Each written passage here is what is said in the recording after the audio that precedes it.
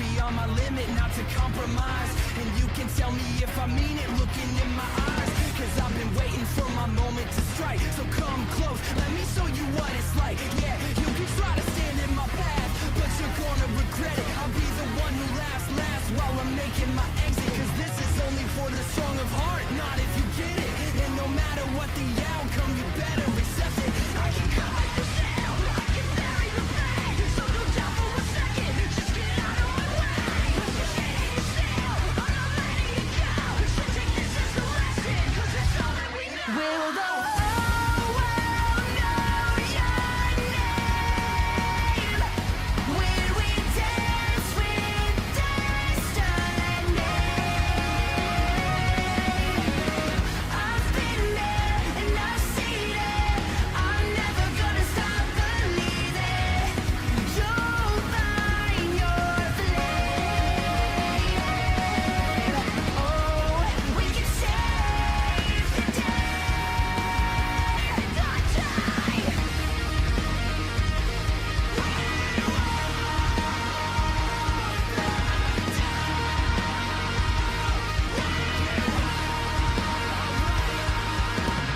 It's like I'm seeing double vision. Take a seat, I'm on a mission. We got everything to gain. To become everything you're not. You just give it all you got and take the pleasure with the pain. Yeah, I can feel my fire awaken. No time for being complacent. There's a dream on the horizon. You know we gotta chase it. And when we get to where we're going, then we start the invasion. That's me? No, you must be mistaken. You know I'll turn you into rust. Grind you right down to dust. You thought you were the best. Well, you haven't met us. The fire and rain. Call me the hurricane. I'm not letting it go. Cause it's all that I know. Will the whole world know your name? When we dance with destiny. I've been there and I've seen it. I'm never gonna stop believing. You'll find your flame. Now here we go, it's the end of the show. Hear them, they're calling your name. Cause in the end, it's you and your friends. You'll find your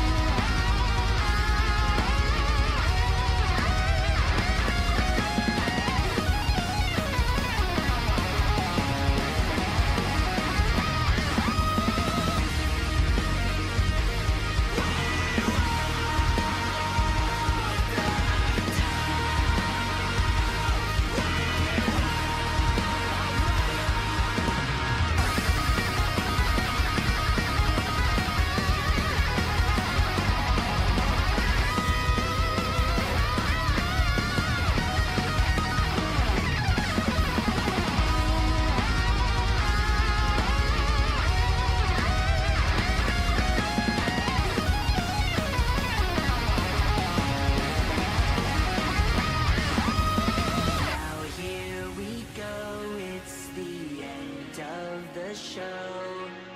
Hear them, they're calling your name. Cause in the end, it's you and your friends. You'll find your flame.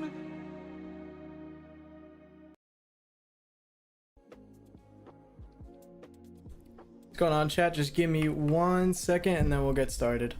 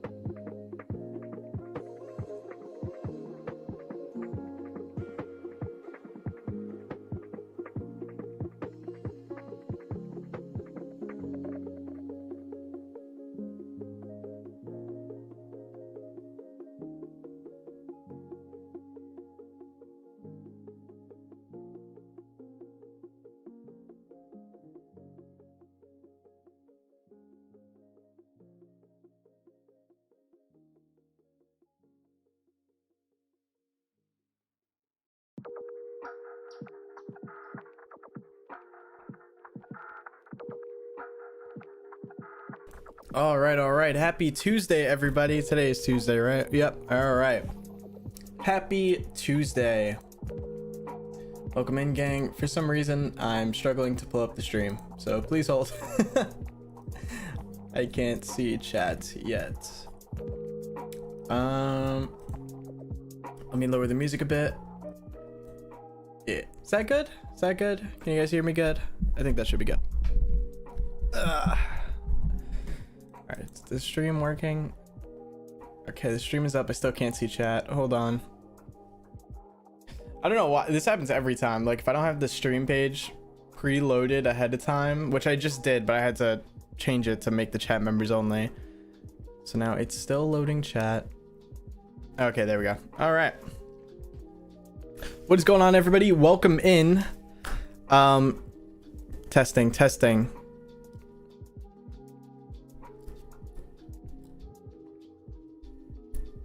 Is that good? Yeah, I feel like that's good, right?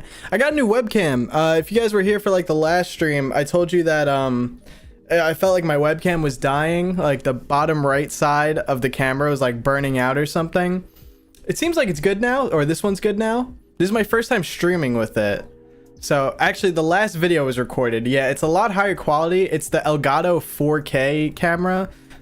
It's apparently 4K. I don't need it to be 4K. It's actually like so zoomed in right now. Oh, okay, that was me. All right, ready? Check this out. All right, it's 119%. You could see like the whole room, which is pretty crazy. So, but obviously we don't need that. That's like a little crazy. This is good. This is like normal view. So I guess maybe for like some videos or for some things we'll do that, like make it really wide. But yes, we have. Oh, also every time I close out the camera, like every time I close that tab, it like freezes for a second, but don't worry, we're good. Yeah, we have a new catnap peep. He came today. My girlfriend got me this one too, actually. And he's super sick. My only complaint is that in the package they sent him, he was literally like curled up in a ball. So he's like a little dented and stuff, like his ears are a little dented, but his arms are sick because his arms are just posable. Like, what's good? He could just be waving. Isn't that sick? So I have no idea where I'm gonna put him. He's definitely gonna go on the bed. He's not gonna be chilling on the desk. He will chill on the desk for this stream, just because he is new and I want to give bro some time to shine, you know what I'm saying? So he'll just be sitting there. He'll probably go somewhere over here in future videos. There are a couple things I want to go over before we start. Dreams of an Insomniac. One, because people need time to get in here. The notifications take so long to send out on YouTube. And two, just because there's quite a few important things that I want to discuss. One being that I have opened a PO box. You guys have said to me a ton how you guys would like to send me either fan art or some kind of mail or anything, really. You guys have reached out to me about so many things over the last year or so. And I actually opened a PO box a few months ago, but it took super long to test it out. And I tested it out recently and it works. So if you guys would like to send me stuff, from now on, the address for the PO box will be in the description of every video and every stream going forward. It's including the description for this stream. So if you guys have any idea or what you want to send, feel free. The address is right down below. And also, when we get enough things, I'll be opening them all in like one video. And that video will go on my second channel. Project Immortal, that's the name of it for now. I'll probably change the name at some point. But that's just what it is for now. The second channel will mostly focus on things like that are not horror related at all. Okay, it'll be things like mostly centered around me. I love the EmortalMarcus channel, but the EmortalMarcus channel is horror locked. So if I post anything that's not horror, it just doesn't get seen. Like they don't push it out. A good example of that is every like milestone video, which is why I honestly stopped uploading them and why I just thank you guys in the videos now, is because if I make a video like thank you for 500k or something, like 1% of the fan base would see it, which kind of sucks. So Project Immortal will now be the channel for everything that's not horror related. So if you guys want to go subscribe to that channel, it's also linked in the description down below. It's the @Project Immortal. So feel free to go check it out. I already announced in the Discord and you guys already ran it up to like 100 more subscribers, which is insane. Now it's almost 200 more subscribers. Thank you. But yeah, so there's gonna be a lot of stuff on there. I want to talk about like my journey in content creation on there. I want to upload vlogs for different trips on there, because now I'll be going with different people for these conventions and whatnot. So it should be a good time over there. So I highly recommend you guys go check it out, especially if you want to know like more about me other than just horror related things. Second thing was Marthalite and EmortalMarcus art teamed up to make this insane fan art piece that I have to show you guys. And here it is. I'm actually going to wait, hold on. Can I? Okay, copy link. If you guys want to go run up this Instagram post, will that send? Did that send? It did send. Okay, yeah. The link to the Instagram post is in chat right now if you guys want to go check it out. Go give it some likes, show some love to Marthalite and EmortalMarcus art. They're always making awesome fan art of me, and they teamed up to make this one, which took 10 plus hours. The detail in this is absolutely insane. There's a ton of different Pokemon in the image. It's sick. I want to get it printed out and put it in the background somewhere because it's just insane. It is absolutely awesome, and I want to say thank you guys so much. I'm pretty sure you're both watching right now, but again, thank you so much. If you guys want to go check out the post, please do. Again, the link is in chat. I'll send it 1 or 2 more times just so that you guys get to see it. Siltrix, what's going on? How are you? I see you in chat, Siltrix. But yeah, absolutely sick. And I actually think I think that might be all I want to talk about today. Yeah, so we can pretty much jump into it. Obviously, I'm drinking my gamer subs. You guys already know. If you guys want to check out some gamer subs, support me, maybe help us get our own flavor eventually, the link for that is in the description down below as well. You can get 10% off of your entire order using code IMMORTAL at checkout. So go get some gamer subs. I'm drinking mine right now. I'm ready, like halfway through, I think.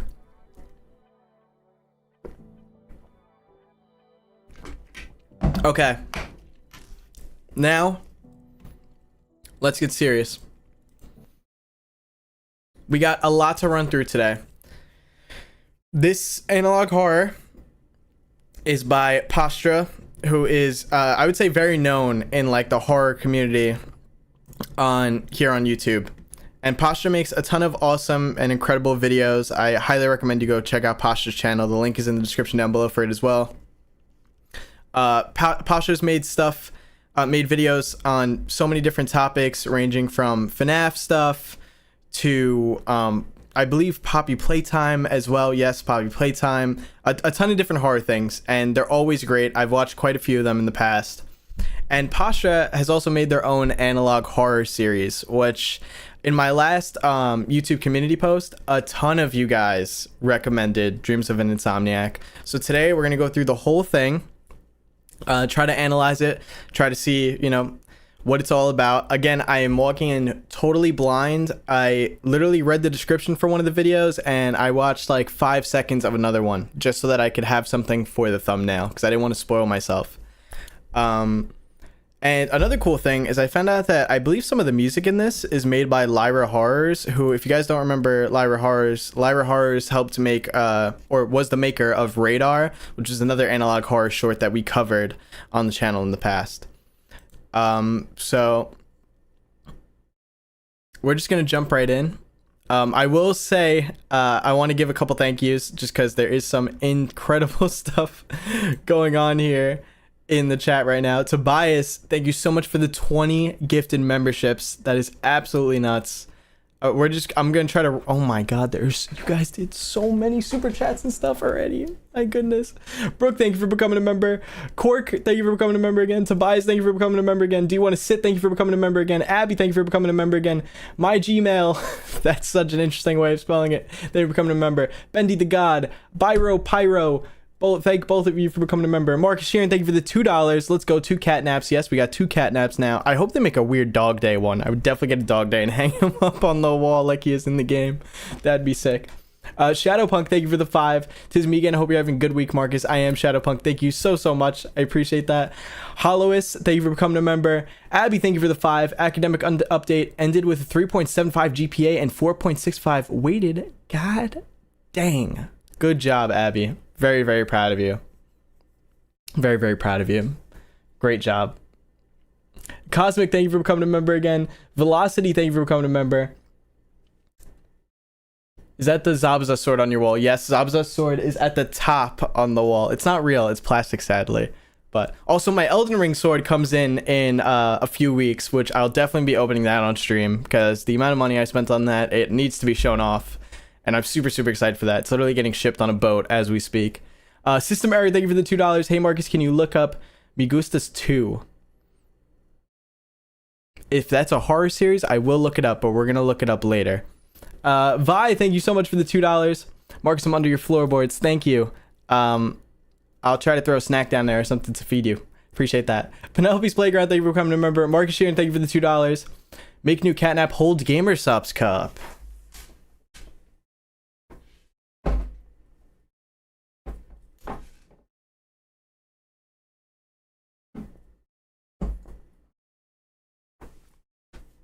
That's actually fire. Wait, hold on. Nah, you cooked with that one. Yeah, that's dope. I like that.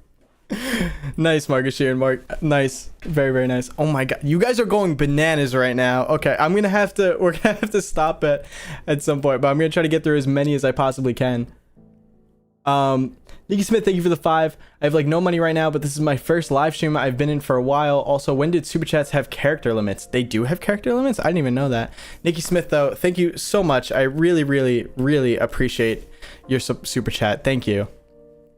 Vi, thank you for the 5. Carlian? Orlane, thank you so much for the 25. Thank you. Kira, thank you for the membership. Objects, thank you for the 5. Anna, thank you for the 5. Serrano Ash, thank you for becoming a member again. The Prophet of These is back. Welcome back. Shadowpunk, thank you for the 2. A gender person who loves cheese, thank you for the $10. Hey Marcus, I've been a fan for a long while now, and you are now one of my favorite content creators. Keep up the awesome content, dude. You are awesome. Happy Pride Month, everyone. I appreciate you, a gender person who loves cheese. Thank you so much for your support. Scorpio King, thank you for the 10. Yo Marcus, if you had to say what analog horror could you survive? Honestly, this might be a cop-out, but like Mandela Catalog, because I just wouldn't be in Mandela County. I would just get I feel like the rest of them, if they're not like location based, I think you're screwed in all of them. Like it's basically up to chance. Vita Carnus is totally up to chance that you run into one of those creatures and you're just clipped. Midwest Angelica is literally an alien invasion of Earth. I guess you would just have to move out of America, but in that case I would have probably got clipped already. But that's a really hard one, because I feel like I would get killed by everything. I don't think you could really survive against most of these creatures, especially the Mimic. I'd probably get eaten by a Mimic, to be honest. German Perez, thank you so much for the membership. Morningstar, thank you for the 5. Looking forward to this new series. I hope you're having a good day. Thank you, Morningstar. I hope you're having a good day as well. Lauren, thank you for the 5. Marcus, what's your favorite Pokemon? Typhlosion is my favorite, which is why Typhlosion was in the fan art. Typhlosion, and then I'd say Charizard. Although I do feel like Charizard's a little basic of an answer, so I like to go Typhlosion mostly. That's why I got my boy Charmander in the back there. Asking for a non-art, non-PO box related reason. Keep that in mind, Lauren. Thank you. Froki, thank you so much for coming to member for 6 months in a row. Finished work for today just in time. Perfect. I hope you can relax and enjoy the stream. And all right, I'm gonna stop there for now, and we will go over the rest of the super chats later, but I want to get through some of these videos because I know a lot of you are waiting right now. So here we go. We're gonna jump in. Dreams of an Insomniac. We're gonna watch literally every single video, including the teaser trailers, just because I'm very curious what Pastra has cooked up here. But let's jump right in. We're starting off with volume 0. Teaser trailer.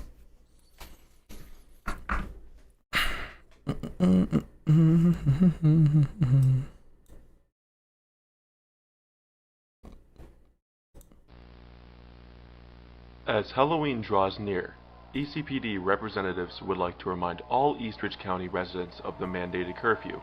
No children or parents should be seen outside past 6 o'clock p.m. Everyone should remain indoors with all doors and windows shut tight. With your help and cooperation, we can make this a safe and enjoyable Halloween night for everybody.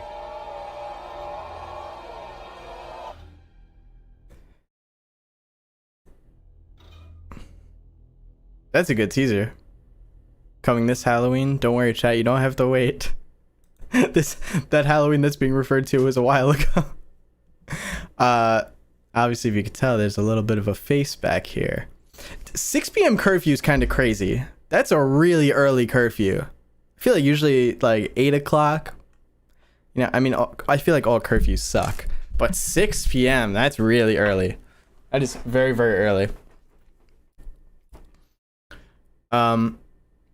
In the description, it says, after the events which transpired on the night of October 31st, 1986, many residents of Eastridge County now believe the area to be cursed. Regardless of what you believe, though, one thing is certain, never be caught outside past 6 p.m. Yeah, so really doubling down on that curfew. All right, we're going to jump into Volume 0. Volume 0 is 15 minutes long, roughly. Then there's another video which is 4 minutes long, and then another video which is like 7 minutes long, and then there's Volume 1 which is 24 minutes long. So long video, short, long. Okay, the description for Volume 0 says, your name is Tommy Merrick. While visiting your old family home, you stumbled across a box of strange tapes in the attic. Out of curiosity, you decide to watch them on your old CRT. You think they might be haunted. While watching the tapes, you began to see and hear things that weren't meant to be there. For some reason, they felt oddly familiar to you. This is Dreams of an Insomniac. Here we go. Should I put on captions? Does this have captions?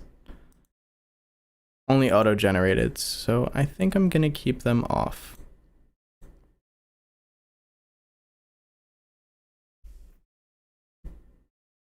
All right, here we. The only reason why I don't want to put on captions because just we'll see if I feel like captions are needed, I'll put them on. Yes, chat is members only from now on, just to get rid of the trolls. How's volume, by the way? Is it too loud?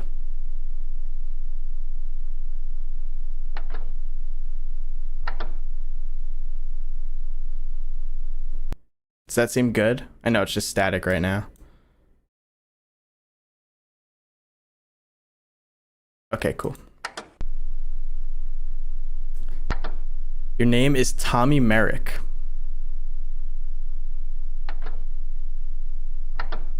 While visiting your old family home, you stumbled across a strange box of tapes in the attic. Out of curiosity, you decide to watch them on your old CRT. You think they might be haunted.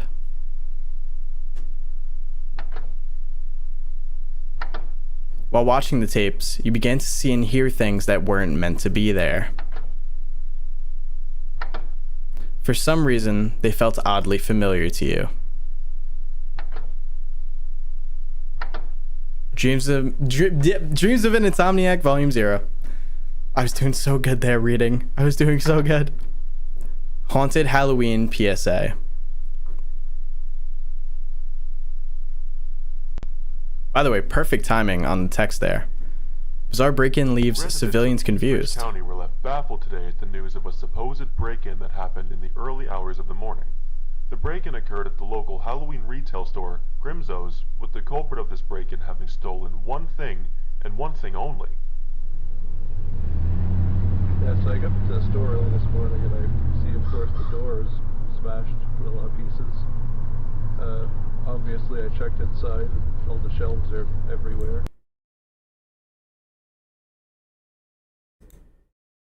Okay. We will be putting on captions, chat. Alright. I'll go back to the beginning of that. With the culprit of this break-in having stolen one thing, and one thing only. Yeah, so I got to the store early this morning and I see, of course, the door is smashed to a lot of pieces. Obviously, I checked inside and all the shelves are everywhere. Everything's smashed up pretty good. Buddy's still there though, so I guess that's good. He's still The there? only thing that seemed to be missing was a costume on the wall. Don't know who takes just a costume. This bizarre set of events has left many residents baffled as to what the intentions behind this strange robbery were. No security footage could be collected to reveal the identity of the culprit, leading many to speculate who this mysterious costume thief really is. Were they under the influence? A young teenager desperate to have a costume for an upcoming party? Did this robbery even happen? As of right now, it's anyone's guess. Oh, if you ask me, this whole story is just a bunch of malarkey. Some kids break in some Halloween shop for a costume. Yeah, no, not even stealing any money. If kids break in there, they're stealing at least some money. It's just another trumped up story for a small newspaper in an uneventful town when the newspaper company's probably running broke in a few months. I wouldn't trust a single bit of it. Pretty much nothing from that newspaper can be trusted anyway. Oh, to think, they said our small town representative was corrupt. Now, Whether you believe this ridiculous story or not, What do you want me to up the volume to? To your deaf? It's already up -15. You know, self-control I had to do to just put it all the way up max. I don't understand how you can't hear. My chart literally says like it's so loud.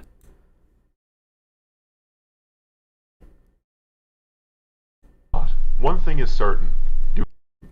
What's a good volume?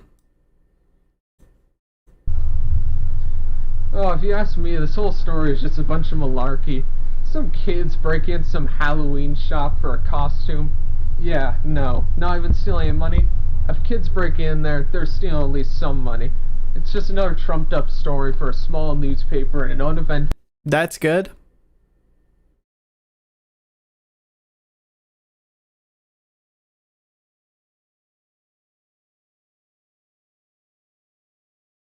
By the way, I'm not actually mad chat, I'm just joking. OBS is kind of weird when it shows the volume sometimes. I feel like sometimes it's like it looks loud when it's actually not, and vice versa. Okay, so that's better. But then is this too loud when you hear like this voice talk? Baffled as to what the intentions behind this strange robbery were. Or is that also good? I just want to make sure we're good and we have a stable volume so we don't have to constantly adjust it. I mean, I know obviously I'm louder than the video. Nope. All right, that's good. Okay, we're gonna start from this guy's again, so you guys can hear the whole thing. Teenager desperate to have a costume for an upcoming party? Did this robbery even happen? As of right now, it's anyone's guess. Oh, if you ask me, this whole story is just a bunch of malarkey. Some kids break in some Halloween shop for a costume. Yeah, no, not even stealing any money. If kids break in there, they're stealing at least some money. It's just another trumped up story for a small newspaper in an uneventful town when the newspaper company's probably running broke in a few months. I wouldn't trust a single bit of it. Pretty much nothing from that newspaper can be trusted anyway. Oh, to think, they said our small town representative was corrupt. Now, Whether you believe this ridiculous story or not, one thing is certain. Do They just not cut him trust off. anyone you see wearing this costume on Halloween night. Okay. So, someone or something broke into this Halloween store, like messed up the whole place, but only stole one costume. There's definitely something weird about that. Now, I have to agree with my skeptic guy here. By the way, I love that he says malarkey. Spooky inmate costume. Okay.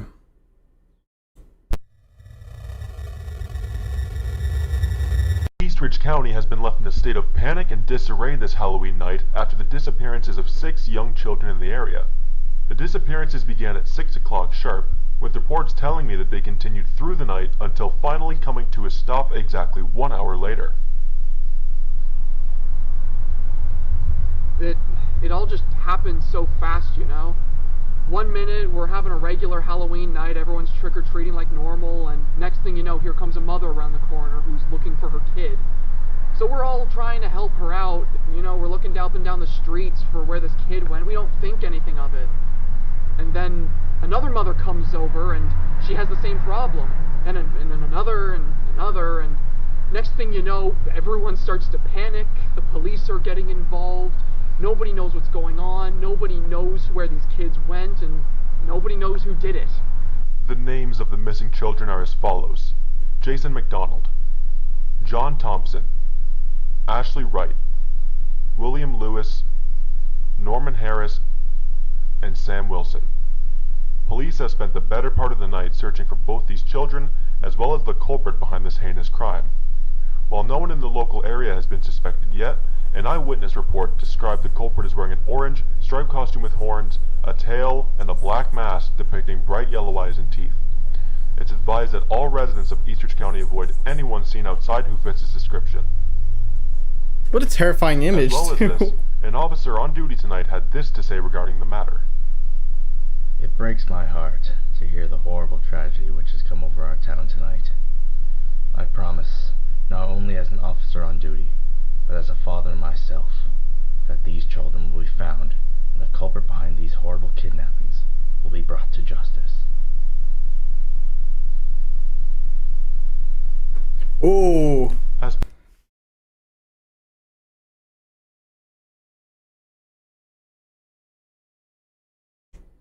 Nah, you see that?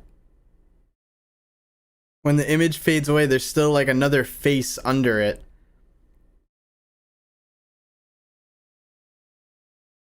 Okay. We'll come back to that. As police continue to investigate, several mandates have been put forward in order to ensure the safety of Eastridge County residents. It is requested that all residents stay indoors, keep all doors and windows locked, and it is heavily advised to not trust anyone you see wearing this costume. I definitely will not be trusting anybody that looks like that.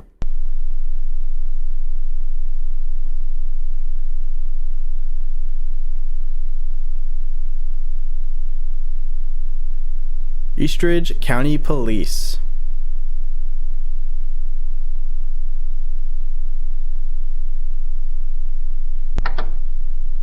On the night of October 6, 1986, these photos were taken by a security camera located in the Grimsos retail store, and I can't read fast enough.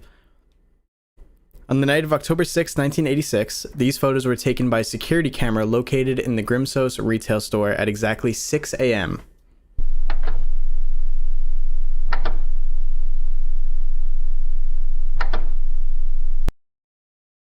Okay, see, now the captions are being annoying. 6 a.m., October 6, 1986. Lights appeared to turn on by themselves. No other disturbances are apparent.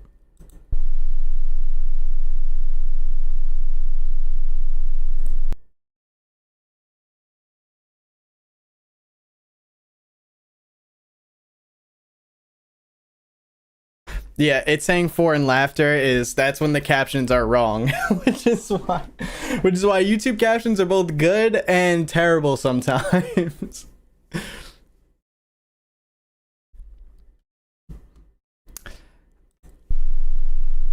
Okay, so but what we're looking at is from the same night that they've been talking about, right? Motion was detected within the store. Items appeared to be thrown around and damaged. Wait, what was the time difference between this one and the first picture? 6 minutes. Okay. The other one was at 6 a.m. This one has 6:06 a.m.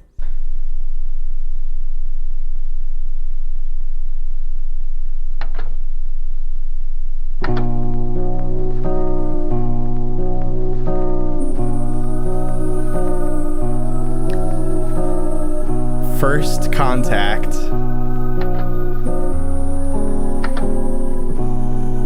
These photos, as well as a description from an eyewitness, were the only two pieces of information we had regarding the anomalous entity known as the Eastridge Demon.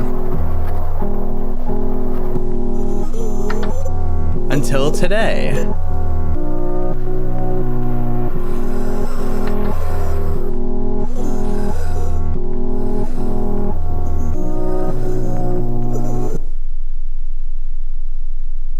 I hated that background audio. Okay, I'm going back again. I'm sorry, chat. All right, so this seems to be like a sketch that someone made, and then this seems to be like a professional sketch. This is horrifying. This is absolutely terrifying. This right here.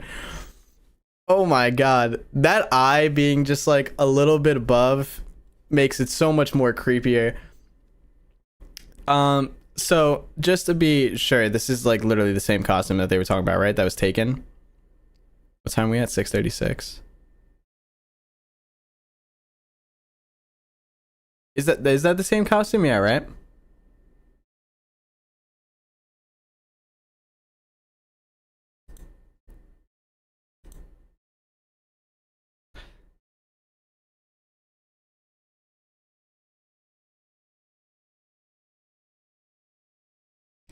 The demon looks like they enjoy eating tinfoil.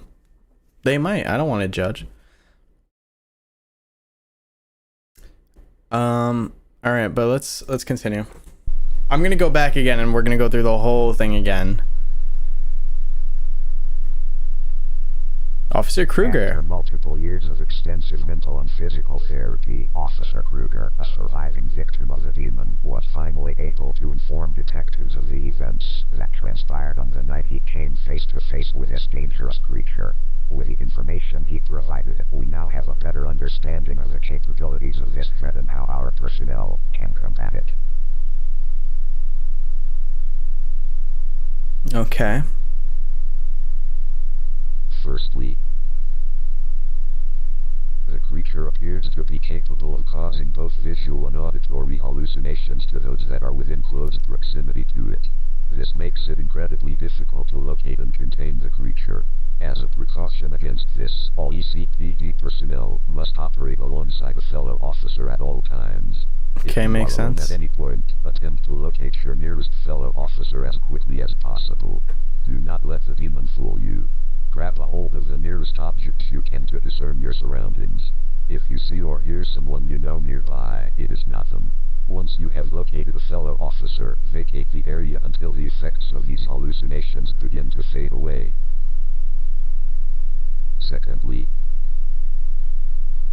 physical contact with a demon is incredibly dangerous. Following his encounter with this creature, Officer Kruger had developed severe physical abnormalities which are still being treated to this day. The most significant of these abnormalities include discoloration of the skin,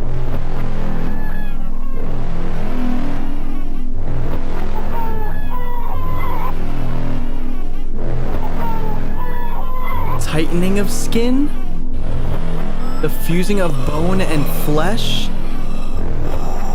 teeth growing where they shouldn't, bleeding from every orifice. imperative that all ECPD personnel attempt to keep a level of distance from the demon at all times. Do not attempt to approach it unless it is absolutely necessary or it has been terminated. In the event that physical contact is made, approach a fellow officer as soon as possible and seek help. Finally, it is important that all ECPD personnel remember that the Eastridge demon is incredibly intelligent and is aware that it is being hunted. It will attempt to mislead you and will look for moments where you are most vulnerable. This creature should be treated as if it were human. Do not let it use its tricks against you. Do not let it touch you. Do not attempt to communicate with it. And above all else, do not trust anyone you encounter wearing this costume. Okay. This thing is... Beware the smiling snatcher. Alright, so he's got a few different nicknames than this thing. The smiling snatcher and the Eastridge demon. Okay, so this makes sense now, because remember Officer Kruger's face earlier? Like I pointed out how it looked weird. This is probably what his face looked like after he ran into the Eastridge demon, is like this like weird, it's still hard to see, but I'd guess that this is what his face looked like after running into it, because it looks similar to what could be like the other image they showed us here, this one.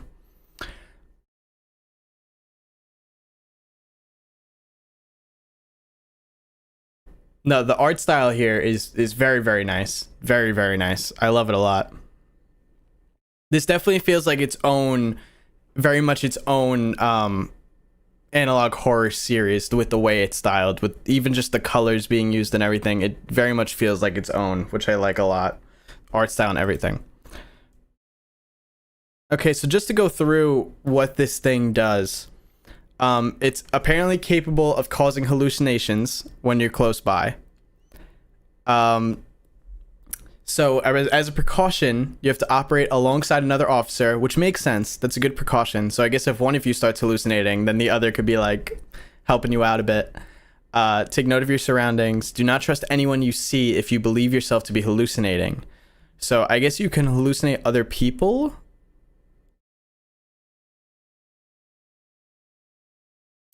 And then physical contact with it is just a whole nother level of terrifying. Because as we see, the officer here had physical contact and had discoloration of the skin. Discolored skin. Severe weight loss. Tightening of the skin. The fusing of bone and flesh.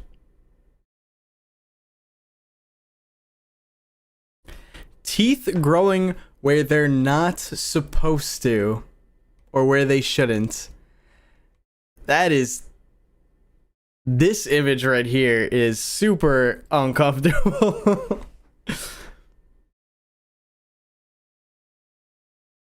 And bleeding from every orifice. Orifice? Orifice? Orifice, right? Orifice? Orifice. Orifice. Hold on, chat. What is an orifice? An opening as of a pipe or tube, or one in the body, such as a nostril or anus. Nice. So you bleed from every opening in your body. Wonderful. We love that. We love that. Okay. Great, great, great. Great news. Okay, and then what were the precautions for this? Were keep distance between yourself and the demon, only approach if absolutely necessary, seek immediate help in the event of contact. So what's the, like, what would be the solution to taking care of this thing? Like, jumping it as a group? Like, I also don't like the fact that they said it's extremely intelligent. Like, how far does that intelligence go? You know what I mean? And the fact that it's aware that it's being hunted, you know, I feel like most analog horror creatures that we've seen are purely like, almost like animal based, like they operate. You know what I mean? Like they just operate like they're some kind of animal, and then you could try to capture them. But the fact that it's intelligent and it's aware of what's going on, and it has all these abilities, makes it even scarier. What to look out for? The demon will attempt to take advantage of you when you're most vulnerable. Do not attempt to be fooled by the demon's hallucinations. Do not let the demon make physical contact. Do not make any attempt to communicate with the demon. It will steal your voice. I missed that. It will steal your voice. And then beware the smiling snatcher. Alright. Let's continue, chat.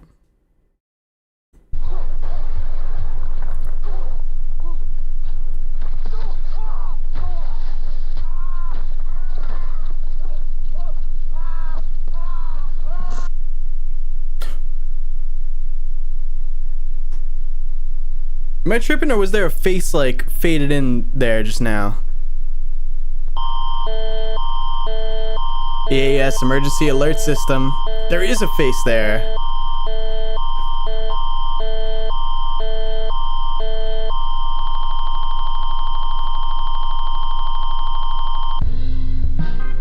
The rules of the season presented by the Lankmann Foundation.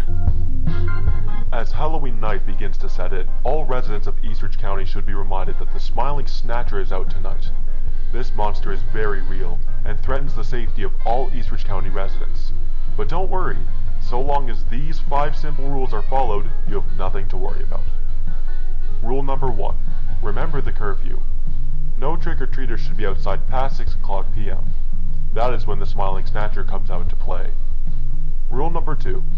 Keep all doors and windows in your house locked. That way the smiling snatcher cannot come inside. Rule number 3. You do not hear the knocking at your doors or windows.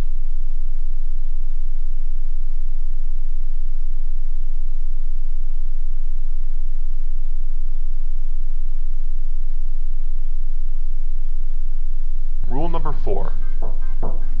You do not hear the knocking at your doors. Rule number 4. Okay. If you see or hear someone you know outside past curfew, that is not them. That is the smiling snatcher wearing their skin.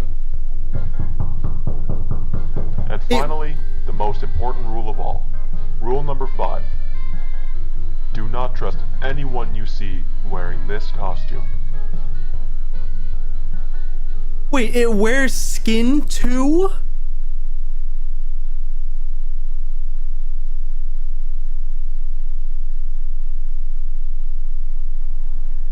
Alright, please get off my screen, you're creeping me out.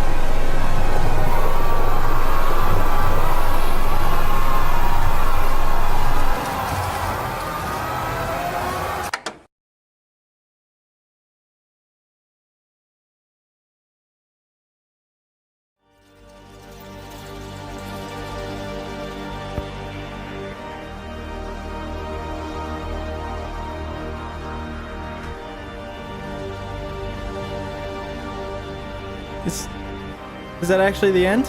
Okay. Alright, we are going to play out the credits, because respect to everyone that helped work on this.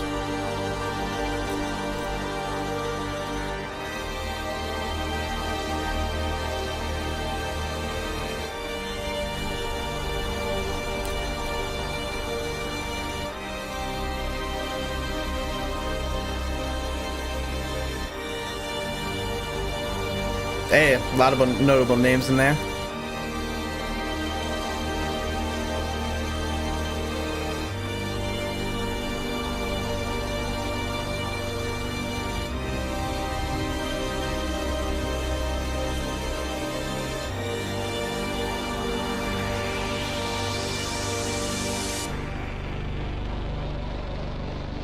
Oh, what is that face about? Okay. All right, we got a lot to talk about there. That was a 14-minute video, and that was packed front to back. All right. Yes, chat. I think that is correct. I think we did pass the viewing record again. Apparently it was 3.6K. It looks like it went down to 3.58, but either way, the record was like 3.55. So we have passed the viewership record again. Thank you guys. Much appreciated. Thank you a lot. I do really want to try to lock in here on this because, oh my god, that was a lot of information. Okay, so for one, we're watching this through the eyes of Tommy Merrick, who apparently discovered strange boxes of tapes in his attic, and I'm guessing this was one of the tapes that we watched, and that's why it looks like the TV turns off at the end there, which is a really good effect that I liked. Okay, let's go all the way back to the beginning. I want to try to read this. Bizarre break-in leaves civilians confused, by Owen Grady. Residents of Utrecht County have been left baffled today after what is being considered the most bizarre break-in in the community that the community has ever heard of. It supposedly happened in the early hours of the morning, with the culprit of the case breaking into the Grimsow's retail store through the doorway. After the break-in, the culprit left the store in a wreck, having only left with a single costume that was stolen from a $5 display rack. Sorry, it took me a second. Police are still looking for the perpetrator of the crime. Okay. So basically what we already knew. I just want to read it to make sure. Okay, so bizarre break-in. This all takes place... Oh, no. Oh. I didn't realize this takes place in 89. No, this is... Oh, this is a police training tape from 89, but it's... Okay.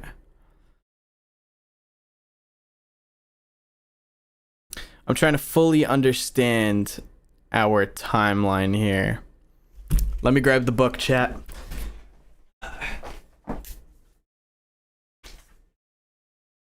I'm not messing this one up. Okay. So.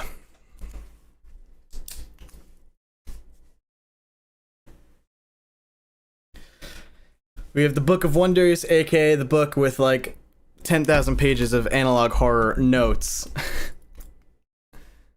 Okay. So, 1986, a bizarre break-in. And the break-in was for Grimzo's, which is like a Halloween-themed store. Okay, so 1986. Grimzo's break-in. Someone or something breaks in, destroys the entire store, only steals a costume.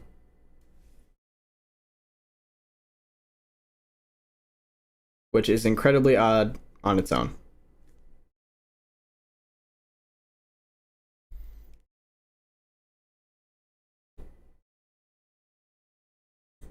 Behind this strange robbery were.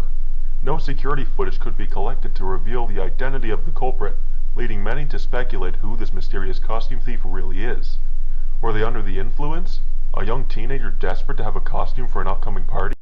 I wonder if these other names are going to be important, like Rick and Sean.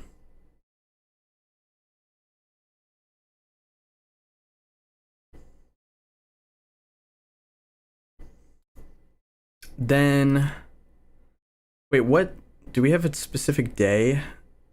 What day was that? That was October 6th.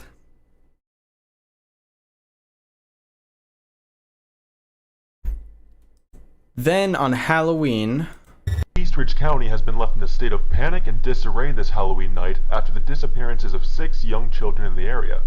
The disappearances began at 6 o'clock sharp, with reports telling me that they continued through. Wait, what do you mean? Why are you guys asking about the captions? I just took them away just for the moment because we didn't really need them. Because right now we're just looking.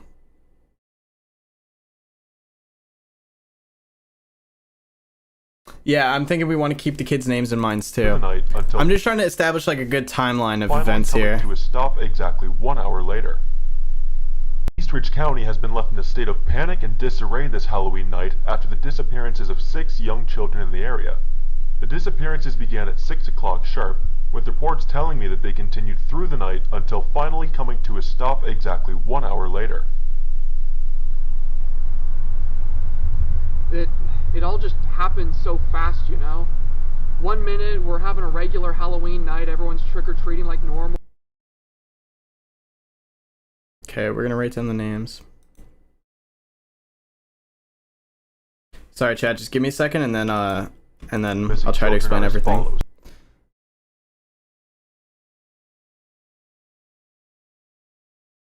Wait, what are you guys talking about? Click on the title?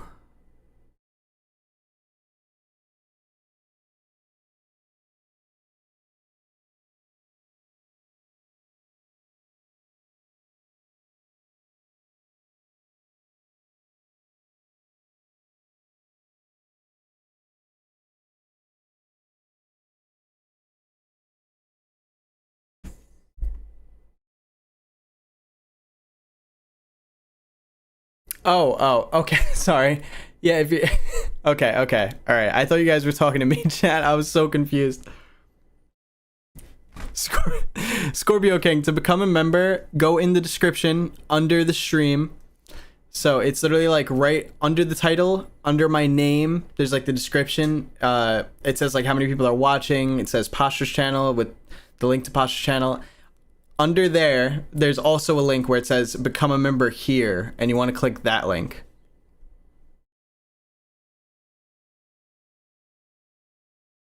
Sorry for the confusion, gang.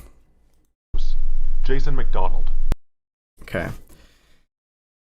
Jason McDonald. John Thompson. John Thompson. Ashley Wright. Ashley William Wright. Lewis. Oh, hold on. Relax. William Lewis. Norman Harris. Norman Harris. And Sam Wilson. Sam Wilson. Now, those aren't... Okay, that's Rick Graham. And then Sean Grimm. Okay, so none of those names are the same. Okay. Like, the last names aren't the same.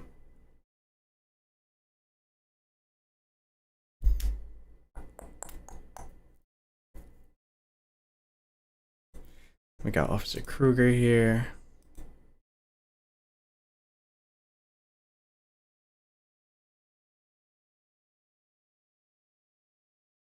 Therapy. Officer Kruger, a surviving victim of the demon, was finally able to inform detectives of the events that transpired on the night he came face to face with this dangerous creature. With the information he provided, we now have a better understanding of the capabilities of this threat and how our personnel can combat it.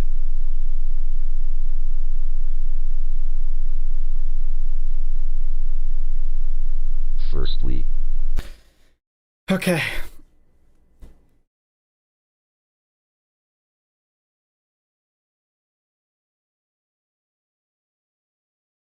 Oh, okay. We'll just make this easier.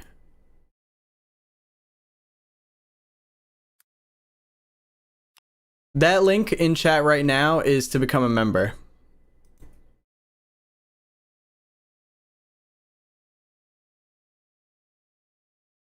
If anybody's having trouble. Mods, from now on, if you could just do that, you guys should have link perms and everything. Oh, that's even better. Thank you, Joss.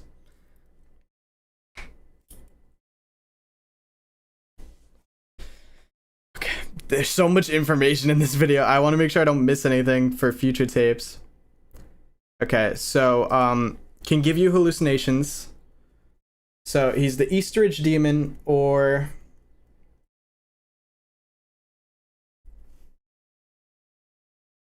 Or he's known as, what was it again?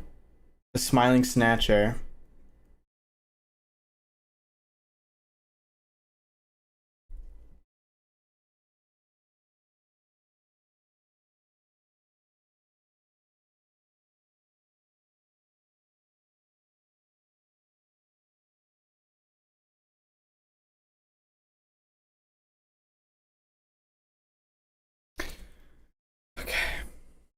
All right. All right, I think I got it now.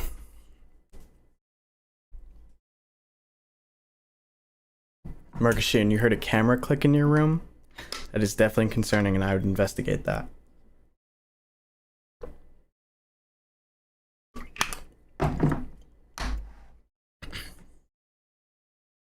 All right. So, first event. Grimsow's gets broken into in 1986. Something or someone breaks in, destroys the entire place, and steals one costume, and that's it. Then, on Halloween of 86, which was like just a few weeks later after the break-in, 6 kids go missing. Which is Jason McDonald, John Thompson, Ashley Wright, William Lewis, Norman Harris, and Sam Wilson. No one knows why, they just know that this thing is probably what took them, or what took them. And clearly very creepy, orange costume, long tail, black mask, bright yellow eyes, large smile. And they're told, do not approach. So now this guy is on police watch, right? And they're like, we need to get this guy. Then in 1989, there's a police tape that shows the incident with some security footage of the store when it was broken into, one at 6 a.m., then 6 minutes later, the whole place destroyed. And then we see the face of this thing, and that's considered the first contact. And then here's the sketch, and here's like a more detailed image of what it looks like. We're then told that Officer Kruger had a run-in with this thing and apparently experienced a lot of its abilities, which includes giving you hallucinations. And when physical contact is made, this thing just absolutely destroys you. Discolored skin, severe weight loss, tightening of skin, the fusing of bone and flesh, teeth growing where they shouldn't, and bleeding from every orifice. So absolutely horrifying things. So you do not want to make physical contact with this thing at all. So my guess is when you run into it, it probably starts getting you to hallucinate so that you're vulnerable, and then makes physical contact with you and pretty much wrecks you. It's also extremely intelligent, and it is aware it is being hunted. In 1993, the public knows about this because there's an emergency alert system. And it says the rules of the season. So does that mean that this thing only comes around during Halloween? That would be my guess, because the first time we see it is in 86 around Halloween, and then now it's 1993 and saying rules of the season. And they're calling it the Smiling Snatcher, which is still terrifying. And there's a curfew at 6 p.m. because apparently this guy comes out only after 6 p.m. They say to ignore any knocking on your windows or doors. And if you see someone that you might recognize, don't let them in because it's probably the Smiling Snatcher wearing their skin. So again, another ability that this thing might have, or maybe it's a part of the hallucinations, it can wear skin. And it could steal voices as well. And then obviously we get this horrifying like compilation at the end here, going through all the images of the kids and the officer and the pictures, the articles. Very important points out here though. Presented by the Lankmann Foundation. I don't think that's a random name. That sounds like there might be some purpose to that. Possibly whoever could be responsible for this thing. Because we understand how it works. We understand what it does. It tries to take people, or kids in this case. But where did it come from? We know it got its costume from Grimzo's, but this guy just popped out of thin air. Where did it come from, and why is it doing what it's doing? What is the purpose? And hopefully we'll get to find that out in the next video. But I'm very interested so far. I'm fully invested after that. Very, very invested. There also just is the whole like level on the surface that we're watching this from the perspective of Tommy Merrick, who found these tapes in his attic. So that's like a whole nother angle. But here we go. We're going to jump into the next one now. In Loving Memory, it's called.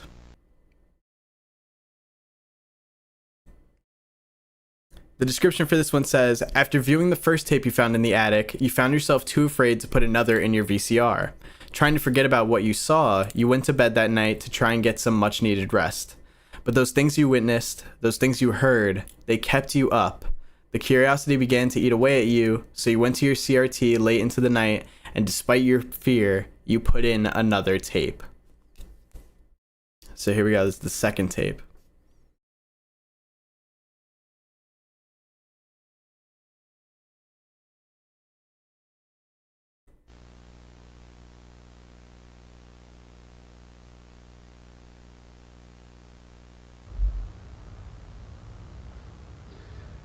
This whole thing is just a bunch of malarkey. A bunch of kids going into some Halloween store to steal a costume? Yeah, no. If you ask me, this whole thing is just some trumped up news. How's the volume? Are we good on volume still? Malarkey guy's back, let's go. Volume's a tad low.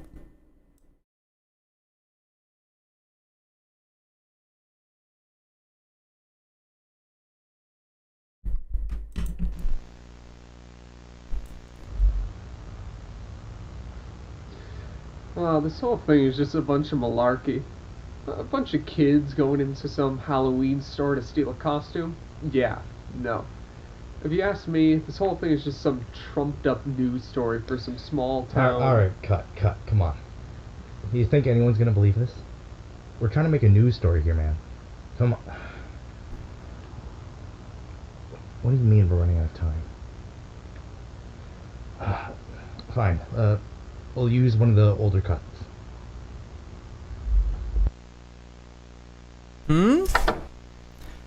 Dreams of an Insomniac. In loving memory. Yeah, so that was a staged news broadcast? Oh, nah. No. No, Officer Kruger dead. 1956 to 1987. A feeling of sorrow has hung over Eastridge County this Halloween night after the unfortunate passing of the late Kenneth Kruger. Kruger was a dedicated and passionate officer who always put the people of Eastridge County before himself. He was not only a respected officer, but also a beloved member of our community and a caring father. Kruger's passing occurred late into the night, with officers discovering his body after they had received reports of his son, Klaus, being heard screaming from inside their home. After arriving at the scene of the crime, they found his body hanging inside his son's closet. As well as his body, officers on the scene found this note left on his son's bed. Oh, please read it to me. Please read it to me. The disappearances that occurred last year affected Kruger more than any other officer on the case. He was very close to many of the families involved, giving him a sense of responsibility for solving the case. This quickly led to rage, sorrow, and regret, which eventually became too much for him to bear. Nobody was there to listen to Kruger in his time of need, but now we will make sure that his story is told. If you or anyone else you know are suffering from any mental health issues, don't hesitate to call this number and seek help. You are alone. This place will be your tomb. Help. Please help me. I just want to die. Why won't you let me die? Because I still have use for you yet. That voice is crazy.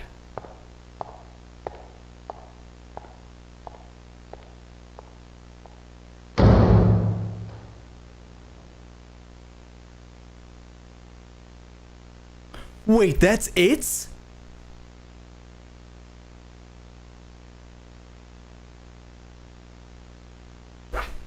Wait. Hold up.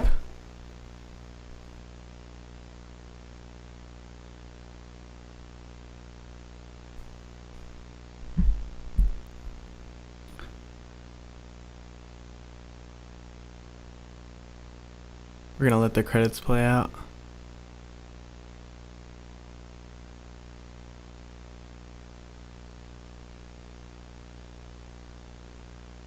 Oh wow, Lyra helped with a lot of this. Shout out Lyra. To be continued.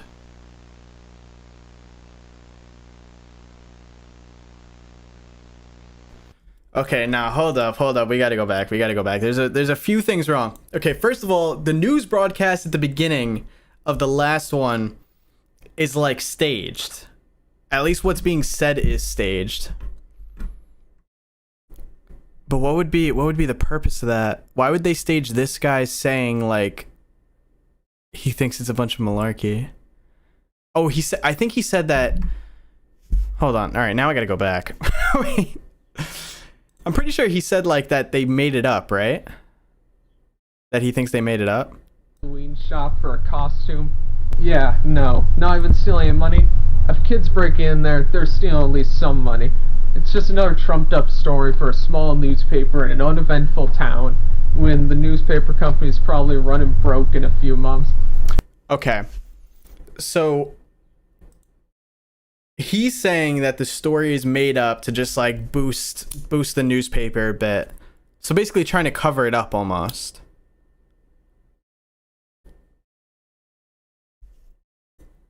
Okay.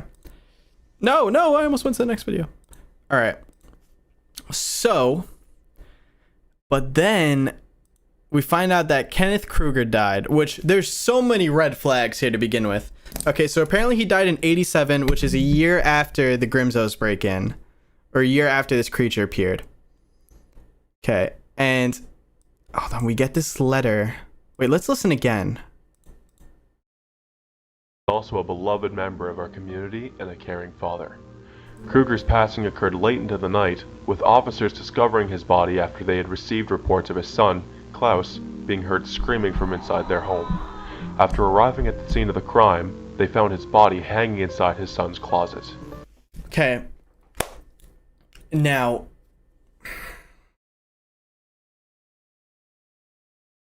is that not odd? Like, As well as his body, officers on the scene found this note left on his son's bed.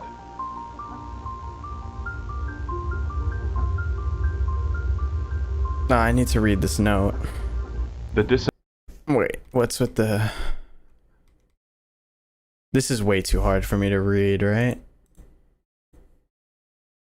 Like, it's like somewhat readable, but it's still pretty glitchy.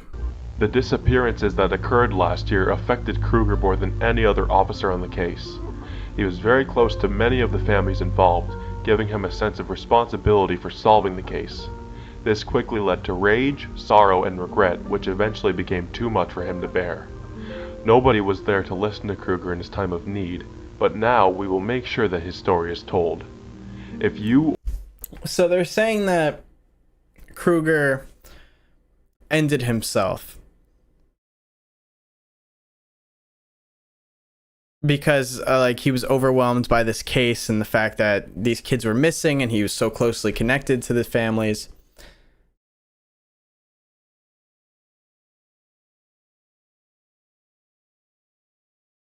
But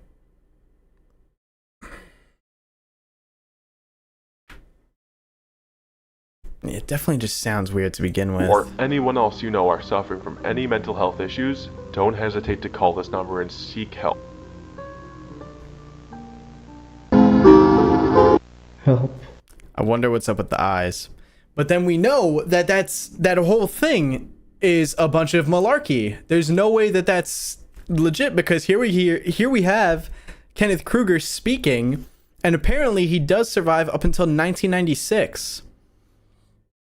So what did they put in, like some fake body double and act like that he died?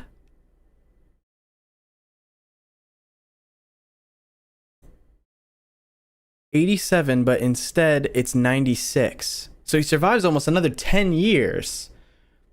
9 years. But where is he for 9 years? Please help me. I just want to die. Why won't you let me die? Because I still have use for you yet. I don't know who that voice actor is, but they are cooking. They are cooking. That voice goes crazy. That is so fire. That is so fire. I need to just hear that again. Let me die.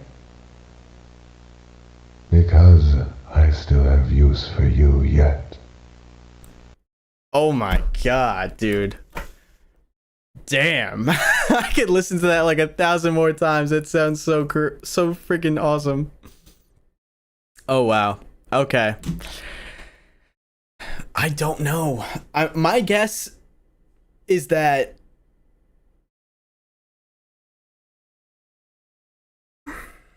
okay, if there's a company trying to cover this up or maybe like wipe this off the board, my guess would be that Kenneth Kruger got way too close to whatever is really going on here, and then they faked his death and to just get him out of the picture.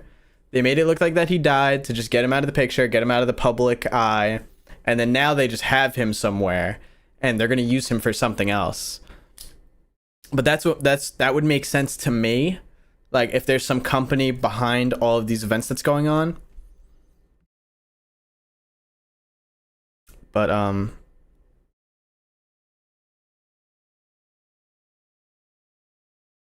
wait, hold on. Oh yes, and in the cast, that's a good point. In the cast, it says that voice is the Doctor. Good call there. Good call there. So, who is the Doctor? The Doctor's got a sick voice. Bravey?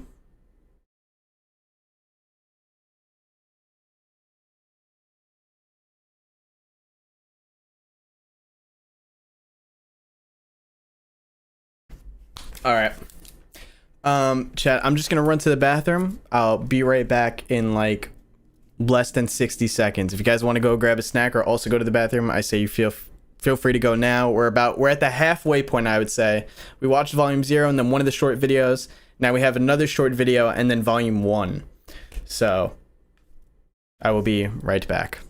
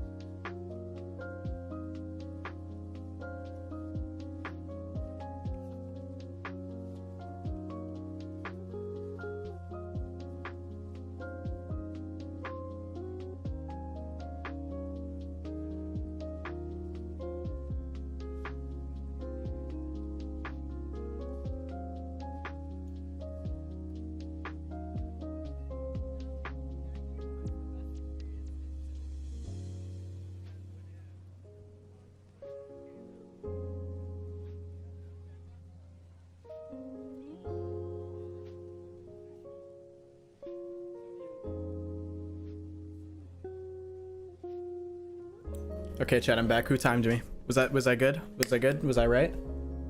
Did I say 60 seconds? Nah, see, you're delayed. You're delayed. You're delayed. You guys are a few seconds delayed. So technically, I did make it back in 60 seconds. Technically, I did. But I have to say, I'm really, really enjoying this series. Just the whole vibe to it is very nice.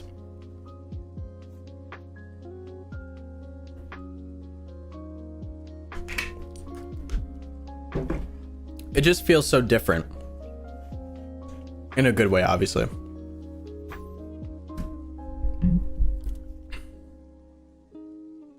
Bet you didn't wash your hands.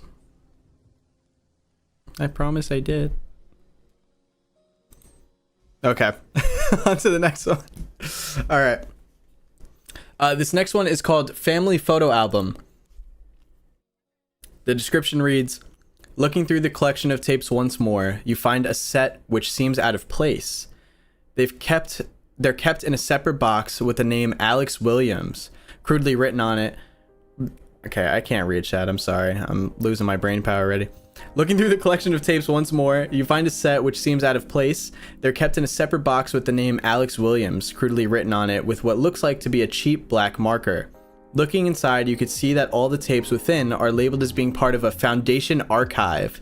Curiosity gets the best of you once more, and you put the first tape you find into your VCR. Okay, so I already recognize the name Alex Williams from literally Pastra's actor, I'm pretty sure. Or Pastra's character. Yep. Alex Williams. Okay. Let's see.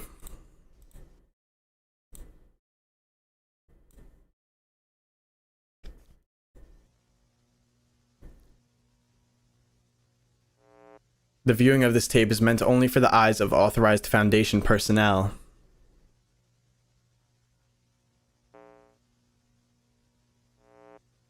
Unsolicited viewings may lead to termination.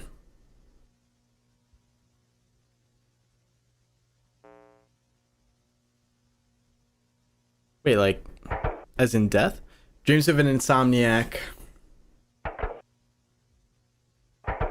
Family photo album.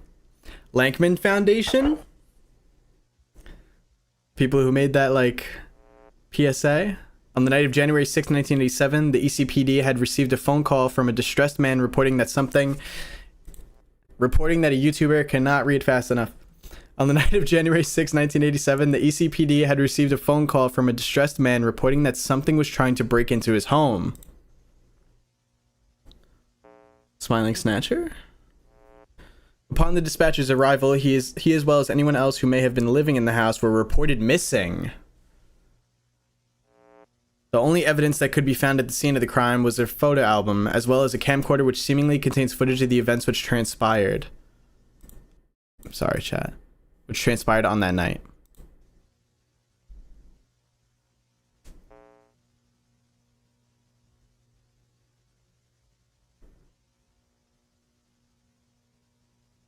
Okay. Upon opening the photo album, detectives were baffled to find that all the photos within were horribly distorted. This made it incredibly difficult to identify the people depicted.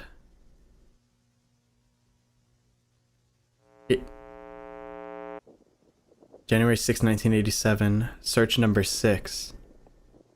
Okay, so now we're in January. We're out of October.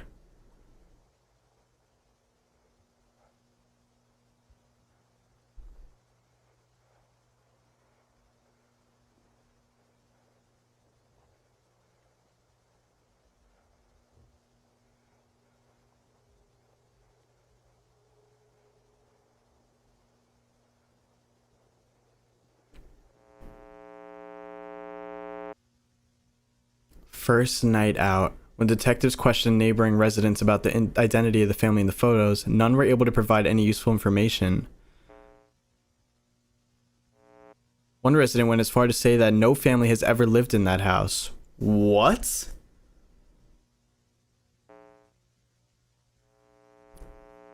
It was like what? It was like what?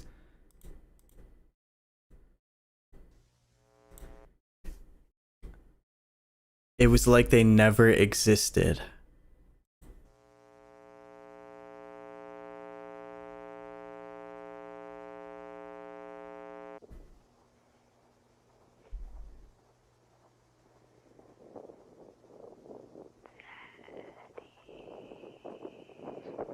Sammy? Sammy, is that you?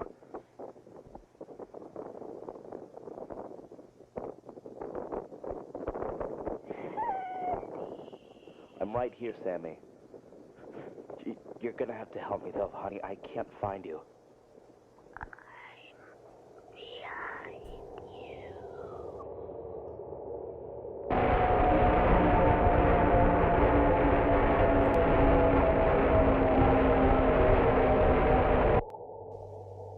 Goodbye. While the culprit behind these disappearances remains a mystery.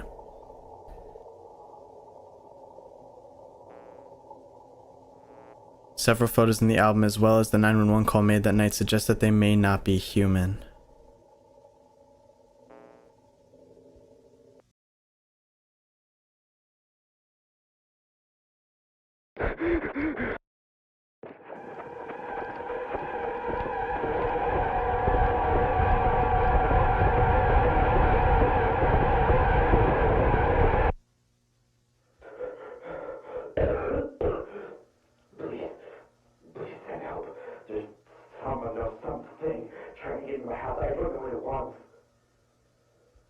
This is the 911 call. No, I didn't need to get located.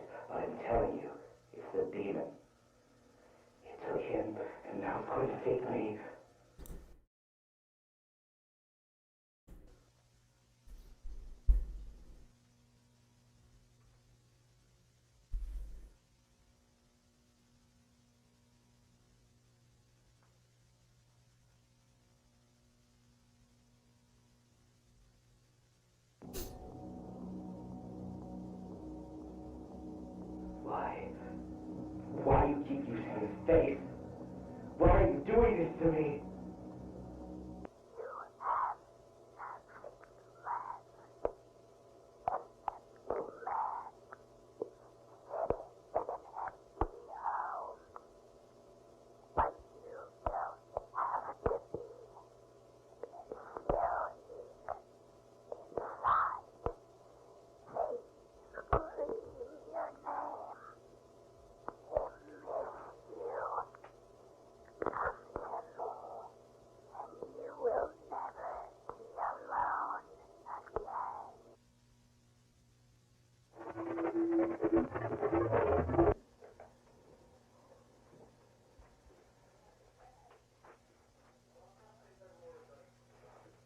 See the officers showing up?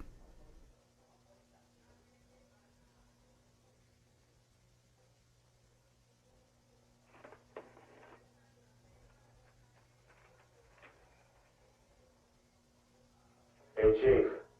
I think I found something.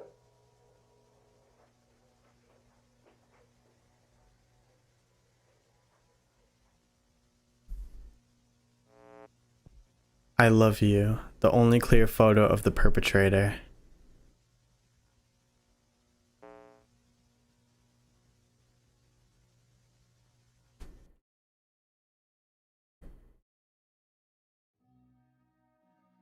Family photo album created by Zachary Gignac and Lyra Horrors. I'm sorry for mispronouncing names.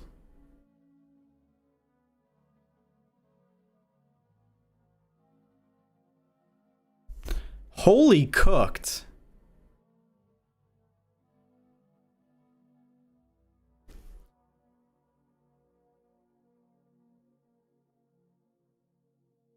To be continued in volume 1.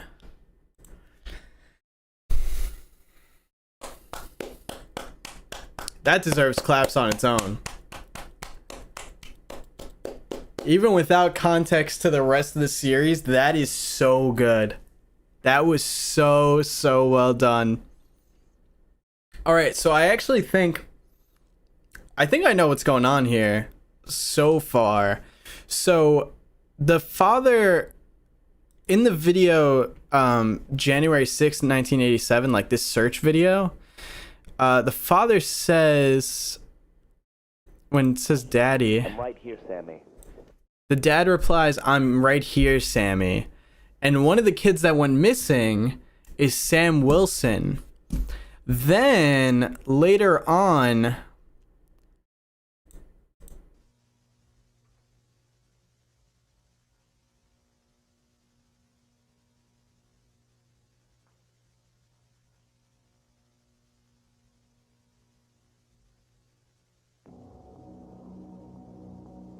when the creature shows up, Why do you keep using his face?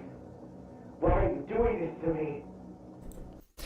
he says, why do you keep using his face? Why are you doing this to me? And then even when the dad's on the phone with the police, it says, he says like, oh, he took him and now he's going to take me too. So I'd say this is Sam Wilson's dad. And I'm guessing this is the smiling snatcher now coming back to take the dad as well. And it's using Sam's face as a way to get to him. And it seems that it may have used hallucinations on him, and that's why he just literally gets up and walks away. Or walks towards it. At least that's how I'm thinking about it.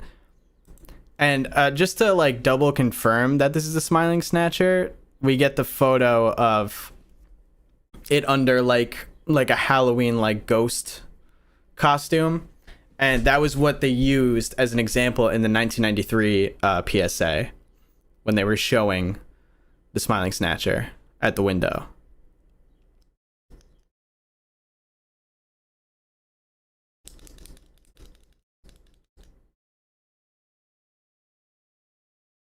Yeah, and it takes your skin, so it's like using Sam's skin, I guess, to mess with the dad.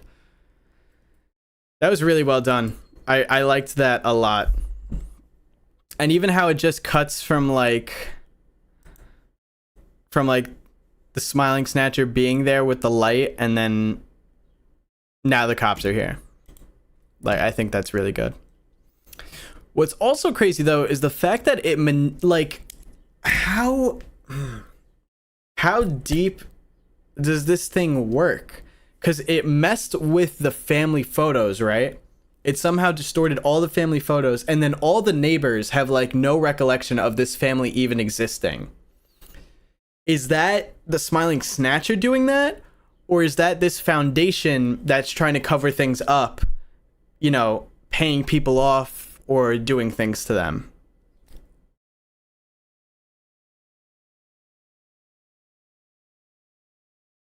Because I don't think we have proof of like the smiling snatcher messing with memory.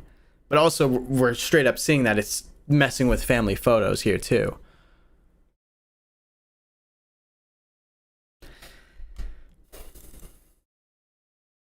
Either way, incredible stuff.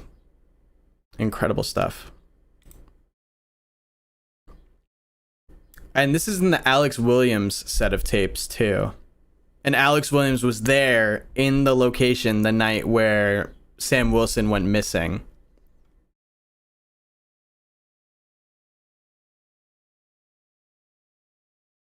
Yeah, true. It could be the company like distorting the family photos too, the foundation.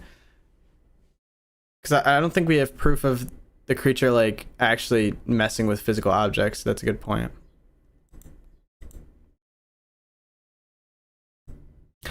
All right, this next video is very long, but it's the last one that we have so far. This one came out in April.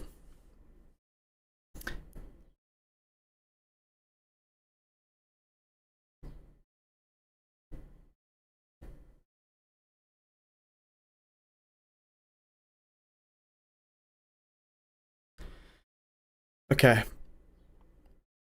Final video, Dreams of an Insomniac Volume 1, Foundation Archive. And this is the... No, not the last episode. Is it not? Pretty sure it is. Or the last episode so far, yeah. Oh, wait, no. Well, there's an advertisement.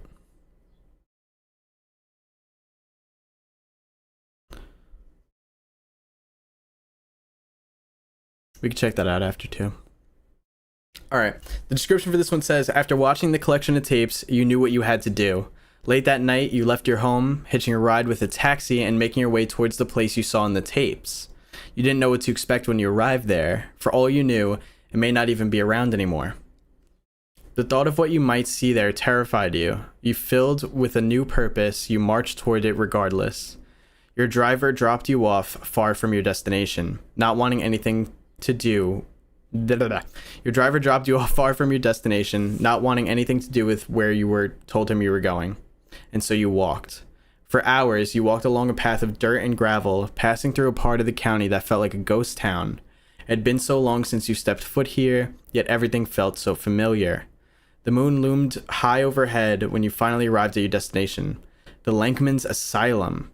The place was now boarded up and abandoned, a husk of its former self. You stood in front of the entrance for what felt like eternity. You knew what you had to do there, but you didn't have the strength to do it. Eventually the dread became too much to bear, so you turned away and got ready to walk all the way back. But then you heard something, a bellowing, calling to you from deeper within the forest. You recognized the creature's call and moved beyond the asylum as you ventured into the forest to meet someone you never thought you'd see again. Okay. Let's jump in. I am going to put captions on for this one.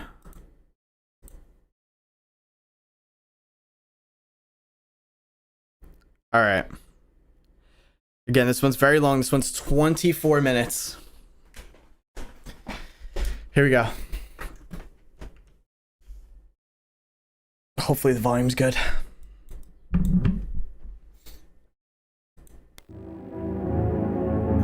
Warning, this video contains flashing lights, graphic depictions of violence, and loud noises / jump scares. How's volume, chat? Is volume good for this one? Is it too loud, too low? My name is Alex Williams. I live on 66 Elk Crescent, Eastridge County. Is the volume good? Volume's good? Even with our guy Alex talking here?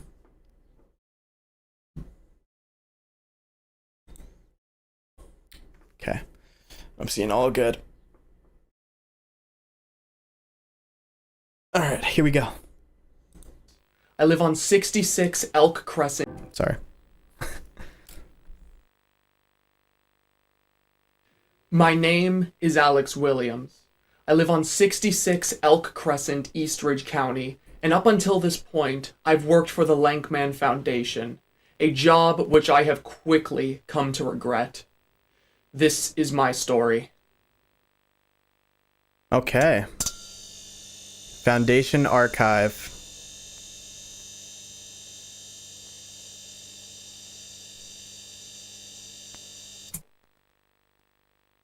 I began my work for the foundation pretty much the day it was founded. After what happened on Halloween, I was put under 24/7 witness protection. They told me that the information I had was too valuable. It felt like I was under constant house arrest. There wasn't a day that they weren't watching me, and it went on like that for years. They gave me my job at the foundation as a form of protection. A bunch of guys in suits showed up to my house and told me that it would be for the better if I took a job at their new facility.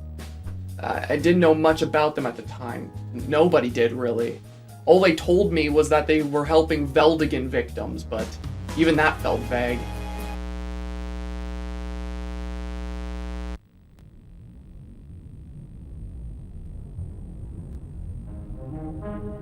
Lankmann Foundation.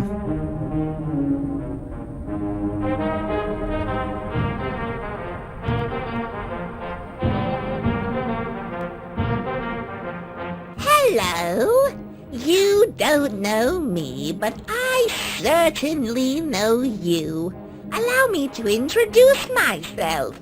My name is Lankmann, or at least a cartoon version of the man himself, created by our lovely in-house animator, Mortimer Gray, who you may know for his work on the classic cartoon series Candy Mouse.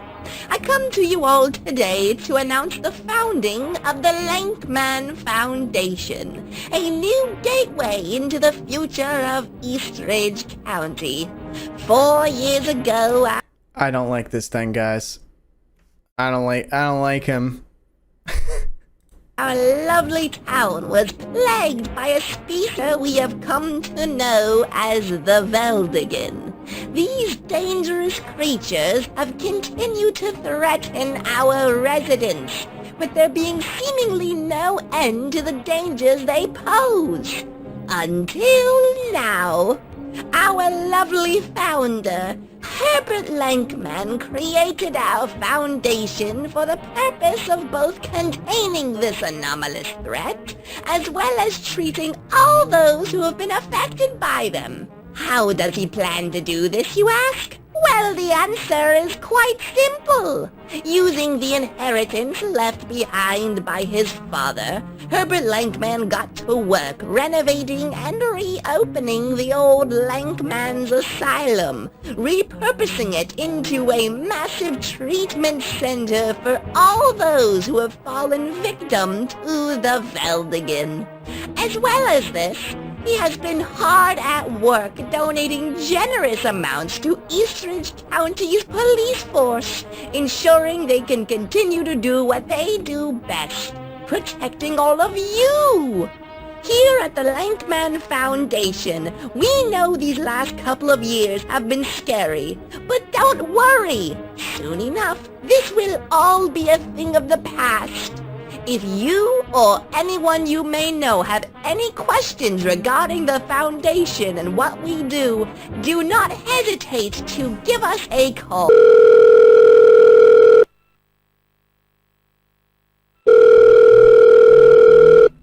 Apparently we're giving them a call. On the night of April 6, 1990, this phone call was made to the Eastridge County Police Department. This tape acts as the only archive of this call. All of the recordings are to be purged. Eastridge 911, where is your emergency? This is 45 Elk Crescent. Send the police, please! Can you describe the situation to me, ma'am? There's a group of men trying to break into my house. They're slamming on the door. Please send the police now! The police will be on their way in a moment, ma'am. I just need you to breathe. Did you get a good look at these men? What did they look like? I don't know what they look like. They're all wearing masks. I can't see their faces. They look all the same! What kind of masks, ma'am? Yellow ones. They're wearing yellow masks. They look like bandages. Yellow masks that look like bandages. Hello? Hello? Is anybody there? Wait, the police hung up?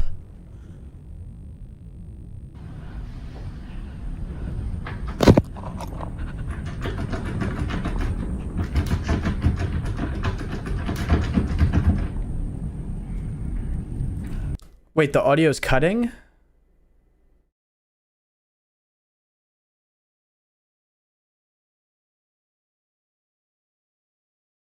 Wait, how is the audio cutting? Get a good look at these men? What did they look like? I don't know what they look like. They're all wearing masks. I can't see their faces. They look all the same. What kind of masks, ma'am? Yellow ones. They're wearing yellow masks. They look like bandages. Yellow masks that look like bandages. I just listened to it. It's fine.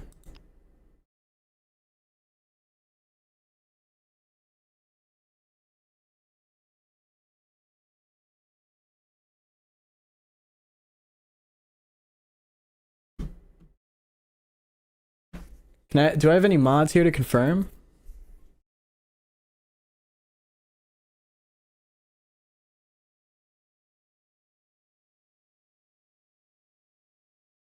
What do you guys mean it's coming out? Like it just goes all the way silent?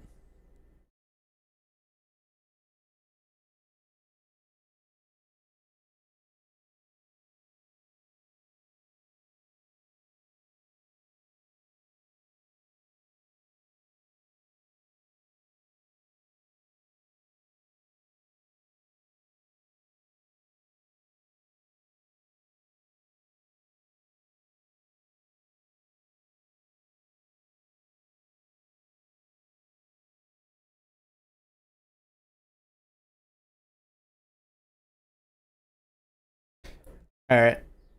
Mods, if you guys could just let me know if it does again at some point. I'm gonna rewind a little bit and we'll see.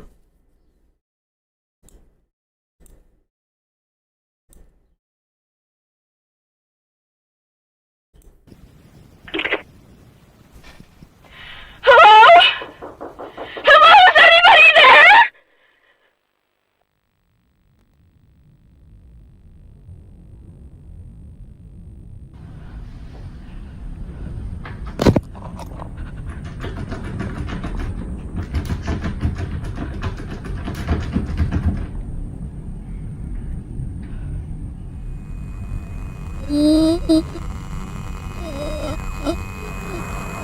What the...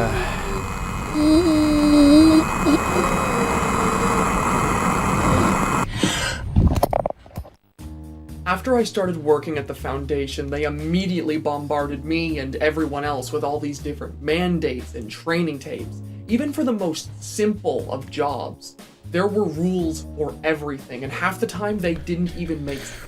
Oh my god, wait, I'm so confused by the mask thing.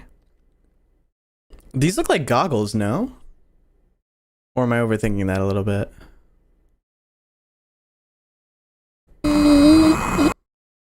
And then it almost looks like they're just like waving.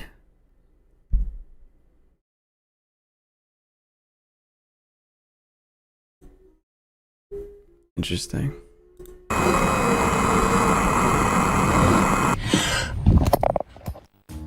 After I started working at the Foundation, they immediately bombarded me and everyone else with all these different mandates and training tapes. Even for the most simple of jobs, there were rules for everything, and half the time they didn't even make sense.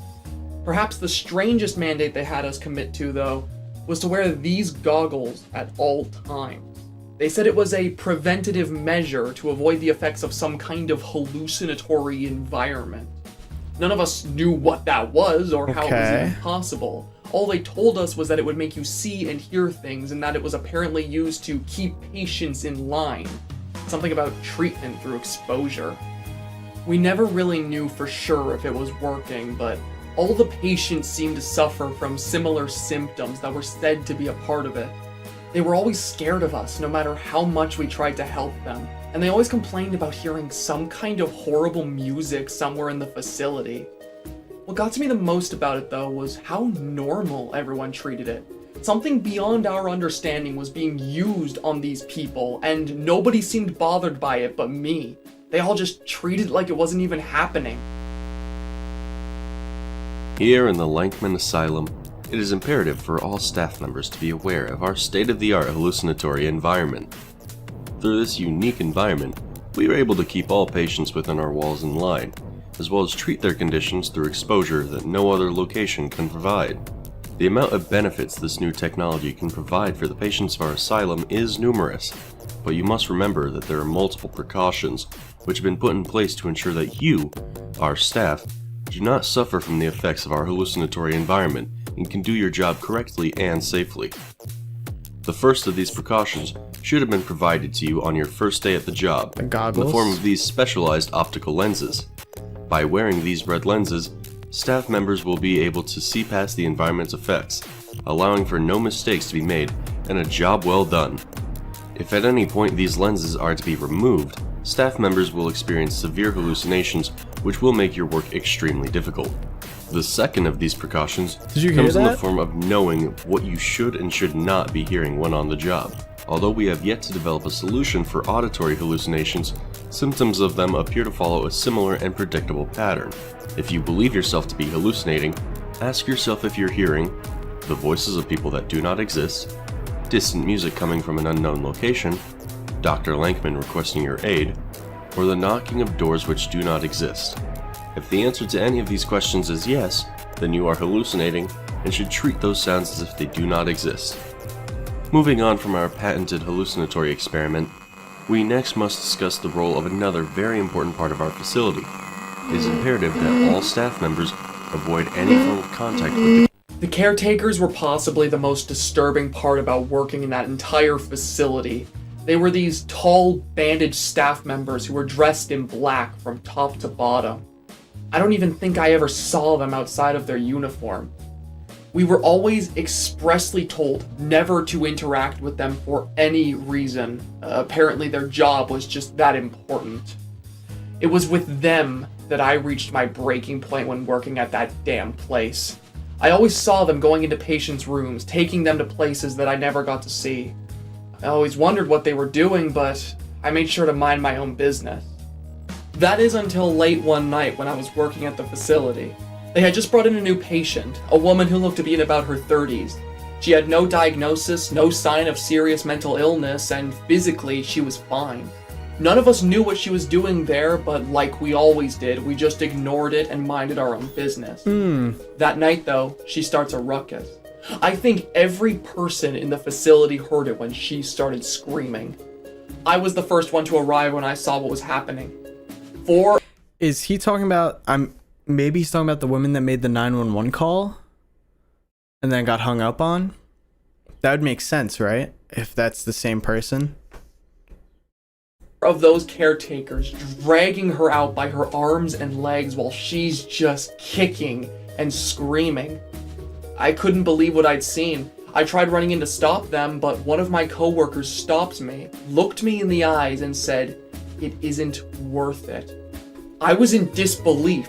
These caretakers were treating Veldigan victims like caged animals, and here we were just standing there and watching. That was when I knew I had to do something about it. I always had my suspicions about the asylum, but seeing how this treatment facility treated its patients That was the final straw. I went to as many of my coworkers as I could to try and get as much information as possible about the Foundation and their shady practices. I wanted to bring these problems to the light, to have the general public know what was really going on in there. But of course, none of them wanted anything to do with me. They just brushed me off and told me that it wasn't worth it, that it would bring more trouble. But I ignored them and I kept trying. When I ran out of staff to talk to, eventually I turned to patients. More specifically, the woman I saw getting attacked that night. I wanted to know where they took her, what they did to her. So I snuck into her room late that night with a camcorder that I brought, and I was able to record an entire interview I had with her, and I was just left with so many questions. Let's see it. Please don't hurt me. I promise I'll behave. I don't want to go back. Listen, I don't want to hurt you, I promise. I'm just here to ask a few questions is all. I'm sorry about what happened to you the other night. It was horrible. I want to try and make sure that doesn't happen again. And it would help a lot if you could answer my questions. Okay. Alright, thank you. Okay, so my first question. Why were you brought here? You didn't have any diagnosis, and you don't seem to suffer from any symptoms of Veldigan sickness. I don't know why I'm here. These men broke into my house. Nobody came to help me. The doctor told me I'm sick, but I don't know what the doctor. I'm sorry if that doesn't help. It's okay, don't worry. That helps a lot. You're doing great. Now, my next question. That night when you were attacked here, I know it must be a lot, and I'm sorry to bring it up, but do you know where they took you? I don't know. He told me I can't tell anybody. I'm sorry, I can't tell you that. He said he would take me back there. And I don't want to go. I don't want to go. Hey, it's all right. You're not going to go back there, I promise. Don't make promises you can't keep. Where it was. Nobody else will know. They took me to room 66. What? No, that's not possible. There's only...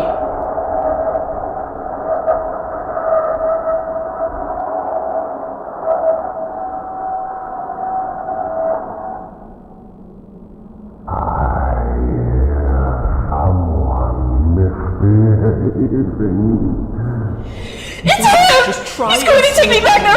Please don't take him back! He isn't going to take Don't let him take me back! Don't let him take me back! Wait for a moment, Just what do you think you're doing? Everything that happened was just a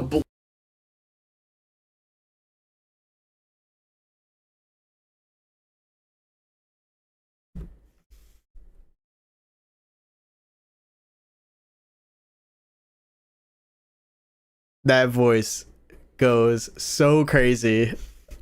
Can we listen to that again? You're doing great. Now, my next question.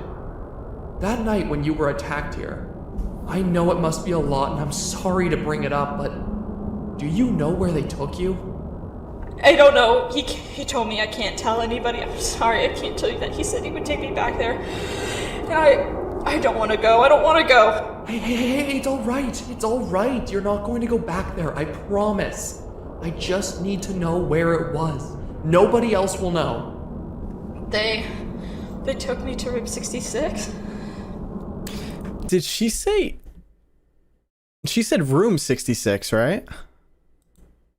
And, chat, do understand, you guys have pointed out a few times, I am noticing that there is an insane amount of, like, sixes in all this. He even said his home address was, the number was 66.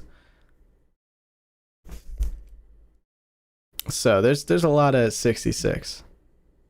What? No, that's not possible. There's only... And apparently, even though he works there, he's not even aware that there is a room 66.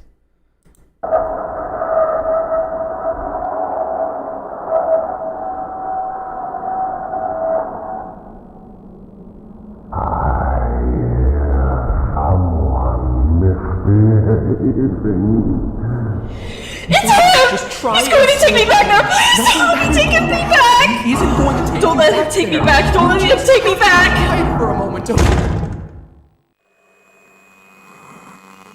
Just what do you think you're doing? Crazy. Yeah, true. That's another thing. The day the costume was stolen was on the 6th. That's another good point. The event occurred in 1986. Everything that happened was just a blur after that. Those caretakers came into the room and dragged her out before I could even do anything about it.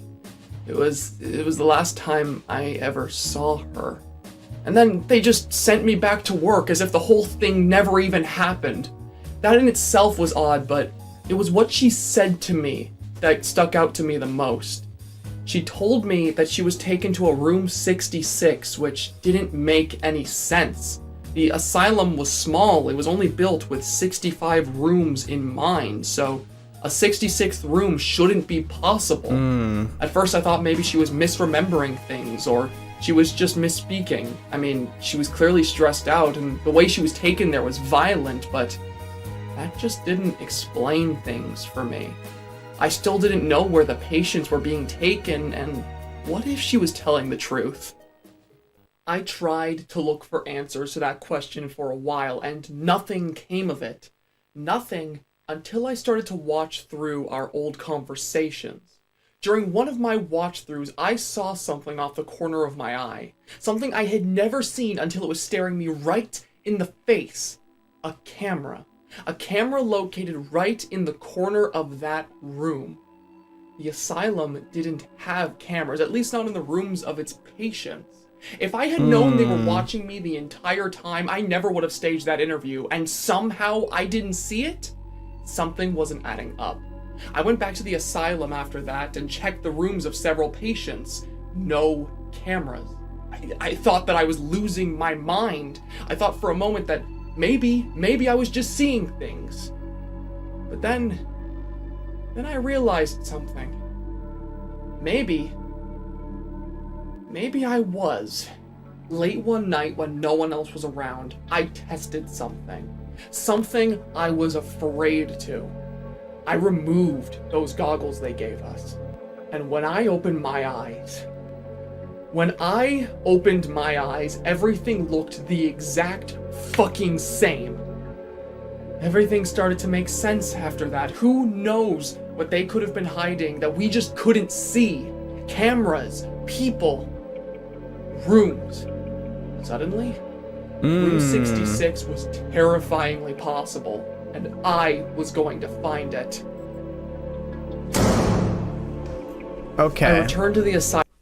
So basically, them asking all the employees to wear those goggles was like a way of manipulating them into hiding things using the hallucinations so that they couldn't see certain things.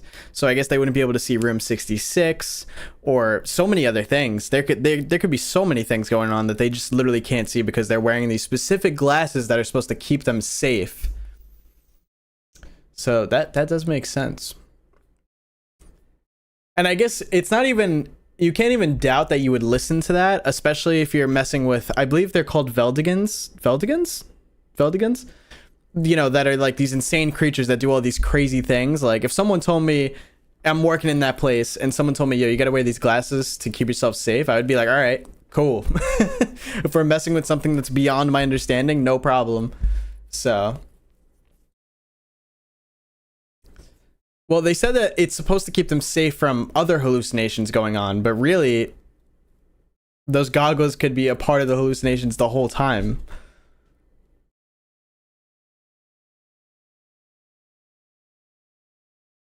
Asylum later that night with a camcorder in hand, possible, and I was going to find it. I returned to the asylum later that night with a camcorder in hand. I figured that if it could show me where the cameras were in the corners of the patients' rooms, then it could help me find what I was looking for. I walked up and down the halls of that entire asylum, trying to find anything out of place. And eventually, I found it. I stood in front of that door for what felt like an eternity. A part of me wanted to know what was in there so badly, but another part of me just didn't want to see it. I was terrified, but I felt like I didn't have a choice. It didn't even feel like I was in control of my own body as I pushed that door open.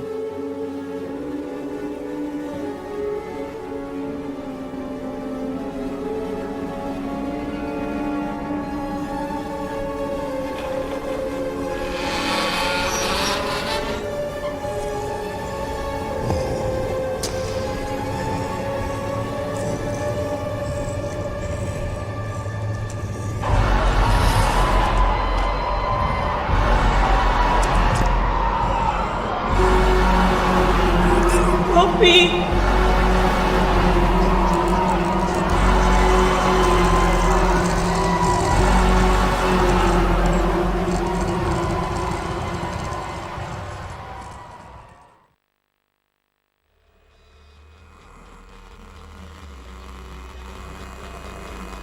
Looks like someone wandered somewhere they aren't supposed to be.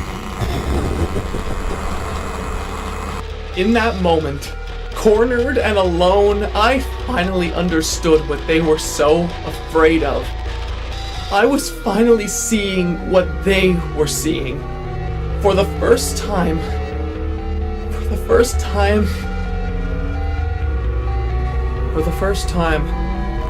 I saw his face.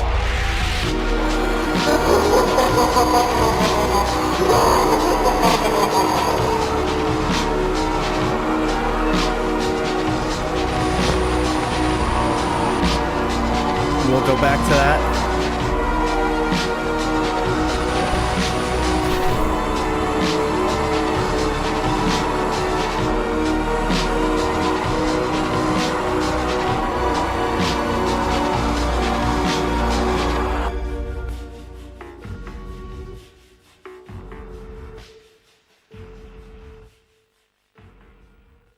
After that, I didn't know what to do. I panicked, I couldn't move.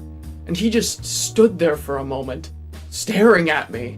But then he let me go. He just told me to go back to work and act like it didn't happen. Work continued after that. I was too scared to find out what would happen if I didn't come back to the asylum, so I just continued my work there as normal. I was never punished, nobody ever found out.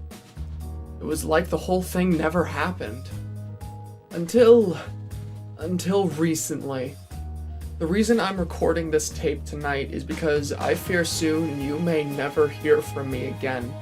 For a while, Lankmann acted like that night never happened, but ever since the recent incident, things have changed. He and the caretakers have become more aggressive. I've started seeing things. Cars passing me by with tinted windows, people following me off the corner of my eye, staff treating me like I don't even exist.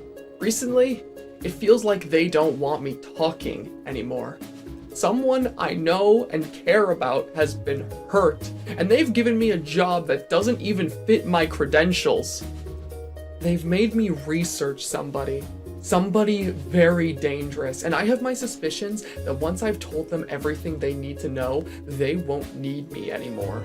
That's why I'm recording this tape. I've learned things about this person, things that Lankmann doesn't even know, things that could help me. After I'm done recording this tape, I'm going to be meeting with that person, and depending on how that goes, you may never hear from me again. If you're watching this, I've left you something. Something important. The last thing my friend was able to provide me with before they got to him. An archive. An archive of all the Foundation's most important tapes. It contains everything. Every lie they've told, every secret they've kept, every recording I've made. If I don't come back from this, you need to spread that information. The people need to know. I don't want to go about this alone, but as things are, I've had no choice. It just feels good to finally get this off my chest.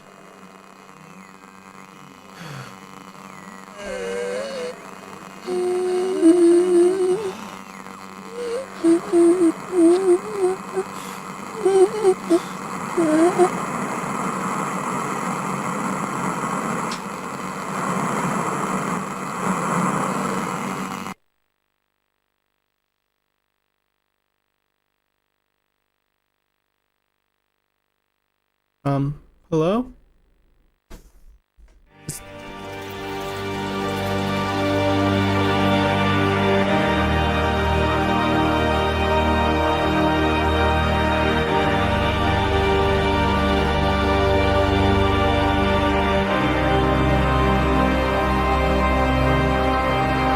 Okay.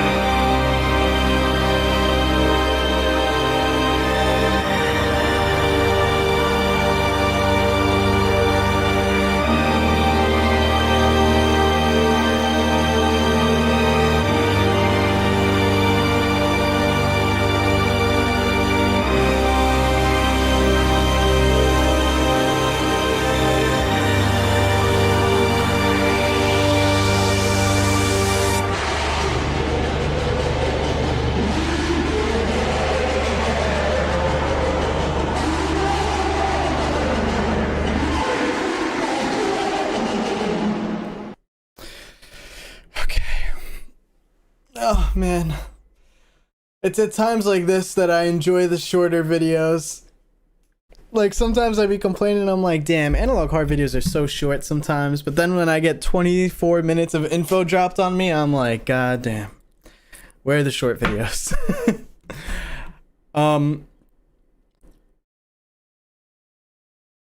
That was a lot.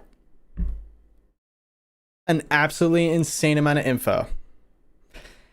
And I don't have the answers to everything yet. I'm definitely going to need to like go back and rewatch and try to fully understand everything, make a understandable timeline of everything that's going on.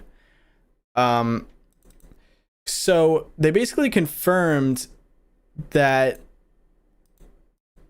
let's watch this part again, actually. Hello? You don't know me, but I certainly Candy Mouse Station, a new gateway into the future of Eastridge County. 4 years ago, our lovely town was plagued by a species of creature we have come to know as the Veldigan. Okay, so the Veldigan is what the Smiling Snatcher is. It's considered a Veldigan, from what I'm understanding. And chat, please correct me if I'm wrong about any of this. So the Smiling Snatcher is considered a part of this species called the Veldigan, which are like these nightmare creatures.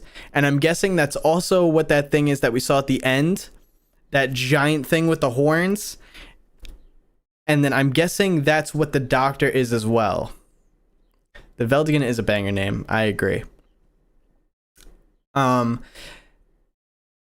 These dangerous creatures have continued to threaten our residents, with there being seemingly no end to the dangers they pose. Until now, our lovely founder, Herbert Lankmann, created our foundation for the purpose of both containing this anomalous threat, as well as treating all those who have been affected by them. Yeah, so they opened the asylum as a way to contain and protect people that were like affected by the Veldigan. So I guess an example of that would be like if the Smiling Snatcher made physical contact with you and like totally messed up your body, like the asylum would take care of you and try to like make you better. But obviously, according to I believe this is Alex Williams, right? According to Alex Williams, that's a whole bunch of malarkey, and they're not actually doing what they're saying they're doing. Like they're kind of messing with these patients and making them worse rather than fixing them. And even going as far as just taking people that have nothing to do with any of this, people that are okay, and then for some reason bringing them to what is patient 66, which is this giant horned creature, which I can't even begin to understand what this thing is, what's the point of it, what it does to people that interact with it. Another thing is that the police is in Lankmann's pocket, because they do say like how Lankmann is funding the police as a way because, you know, police can protect you from the Veldigen. But then when we see a phone call, we literally see that once we know that it's the Lankmann Foundation people that are trying to break into this woman's home, the police hang up. Like they're very much aware of what's going on, and they're totally okay with just letting it happen. Which may be another reason why the officer in the first episode was taken, is because maybe he wasn't okay with just letting that slide, and so they were like, all right, cool. Now we're just gonna take you. We're gonna fake your death, and you're gonna stay here in the asylum with us. Because that actually sounds like that's where they took the officer from the first one. He's probably in the asylum. Like, if you remember the door slamming sound, the doors sound the same. So he could be an asylum patient for all we know, you know? I'm curious what year this is all taking place in right now. Because even that beginning video says like, oh, 4 years ago. So I'm guessing then it would be 1990? Because 1986 is when the Smiling Snatcher first appeared.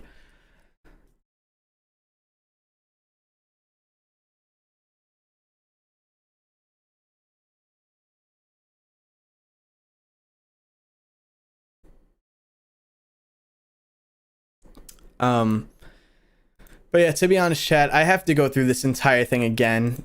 I want to take notes. I want to mark down every single thing so that I fully understand everything that's going on.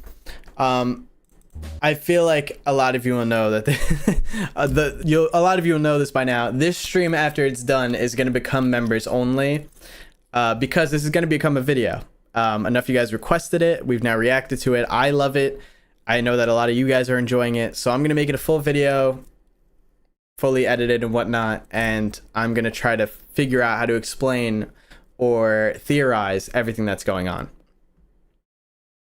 So just because I want to get dates, there's some things that flash a little bit, you know, there's a lot of details that were given, so I'm going to take my time and try to go through the whole thing. And this will most likely come out next week, I want to say. Either next week or Sunday.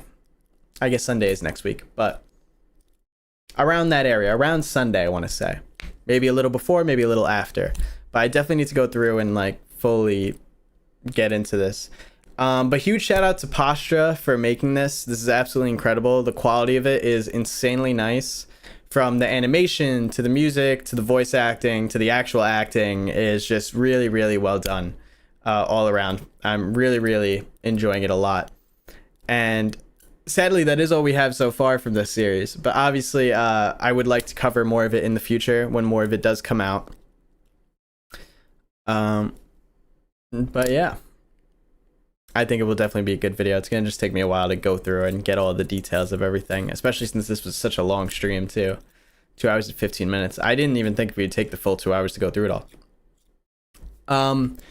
But that is going to be the end of like reacting for this and everything, because like I said, I definitely need time to sit and understand everything that's going on here. So before everyone goes, obviously don't forget to check out GamerSups. You could use code Immortal at checkout to get 10% off on everything. Also, don't forget to follow the socials, Instagram, Twitter, and whatnot. And also, again, we did open a PO box. The address for the PO box is in the description down below. Eventually, when we get enough cool packages or fan art or whatever you guys want to send me, I'll be making a video opening everything, and it will be on the second channel, which is also linked in the description, Project Immortal. So again, thank you guys so much for all your support. And we're going to end off the stream now. I'm going to read all the super chats, which is an insane amount of them, because you guys absolutely went nuts on how many super chats there are. It is really, really crazy. There's so many. So I'm going to take a minute to read them all and shout you guys out and hopefully answer anything that you guys asked. So we're going to get into that now.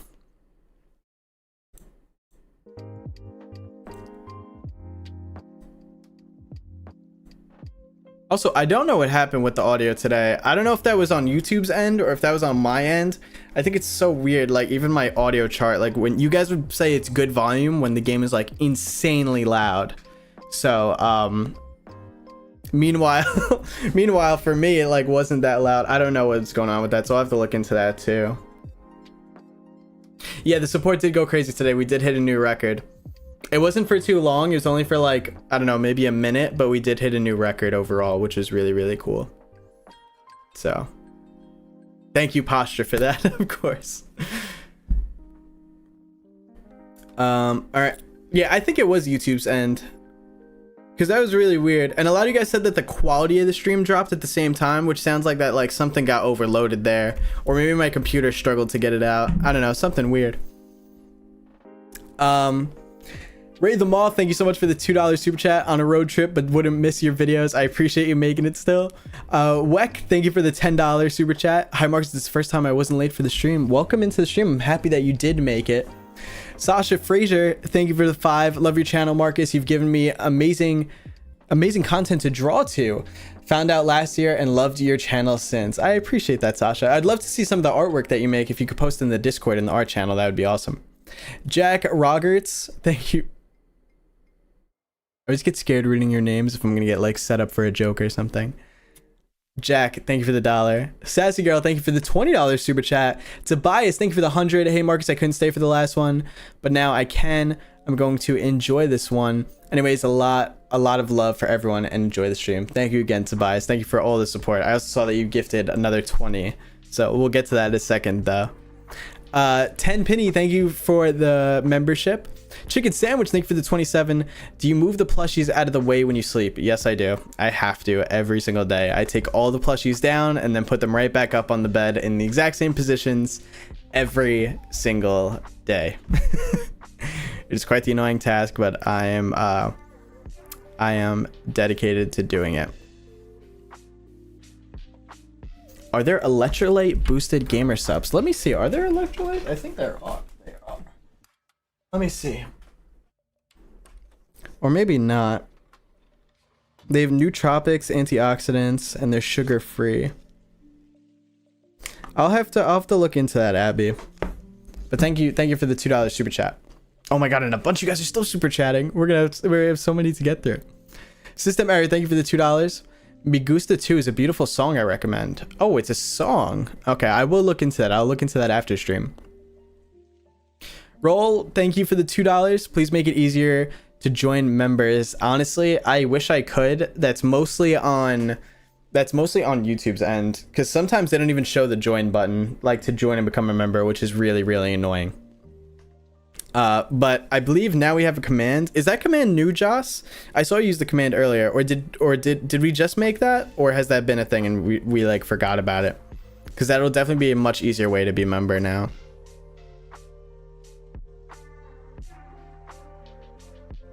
I think it was added recently. Okay, cool. Yeah, we'll definitely use that for when people ask to become a member, or maybe when we first start the stream, we could use that to like let people know. Oi Oi Baguette, thank you for the 3. Got COVID for the 3rd time today. I'm so sorry, Baguette. I hope it's a very easygoing COVID, and I hope you get better soon. I'm so sorry to hear about that though. I've been there though too before. I think I've had it 3 times now. I'm hoping not to get it a 4th, but we'll see. Especially I heard it's going around a lot recently. Vi, thank you for the 5. Stop, thank you. I've been starving in your floorboard. Don't worry, I'll feed you after stream.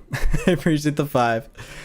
Nicole, thank you for the 5. Marcus, is my first live stream of yours. I've been watching for a while. Love your Pochita. Love your content. By the way, love the Pochita plushies. Yes, we got Pochita here and then Big Pochita on the floor. Big Pochita doesn't get enough love because he's hiding behind me. I gotta find... Eventually, in the next stream room, I hope to have a much wider angle to show like everything in the background. So hopefully all the plushies will get some love.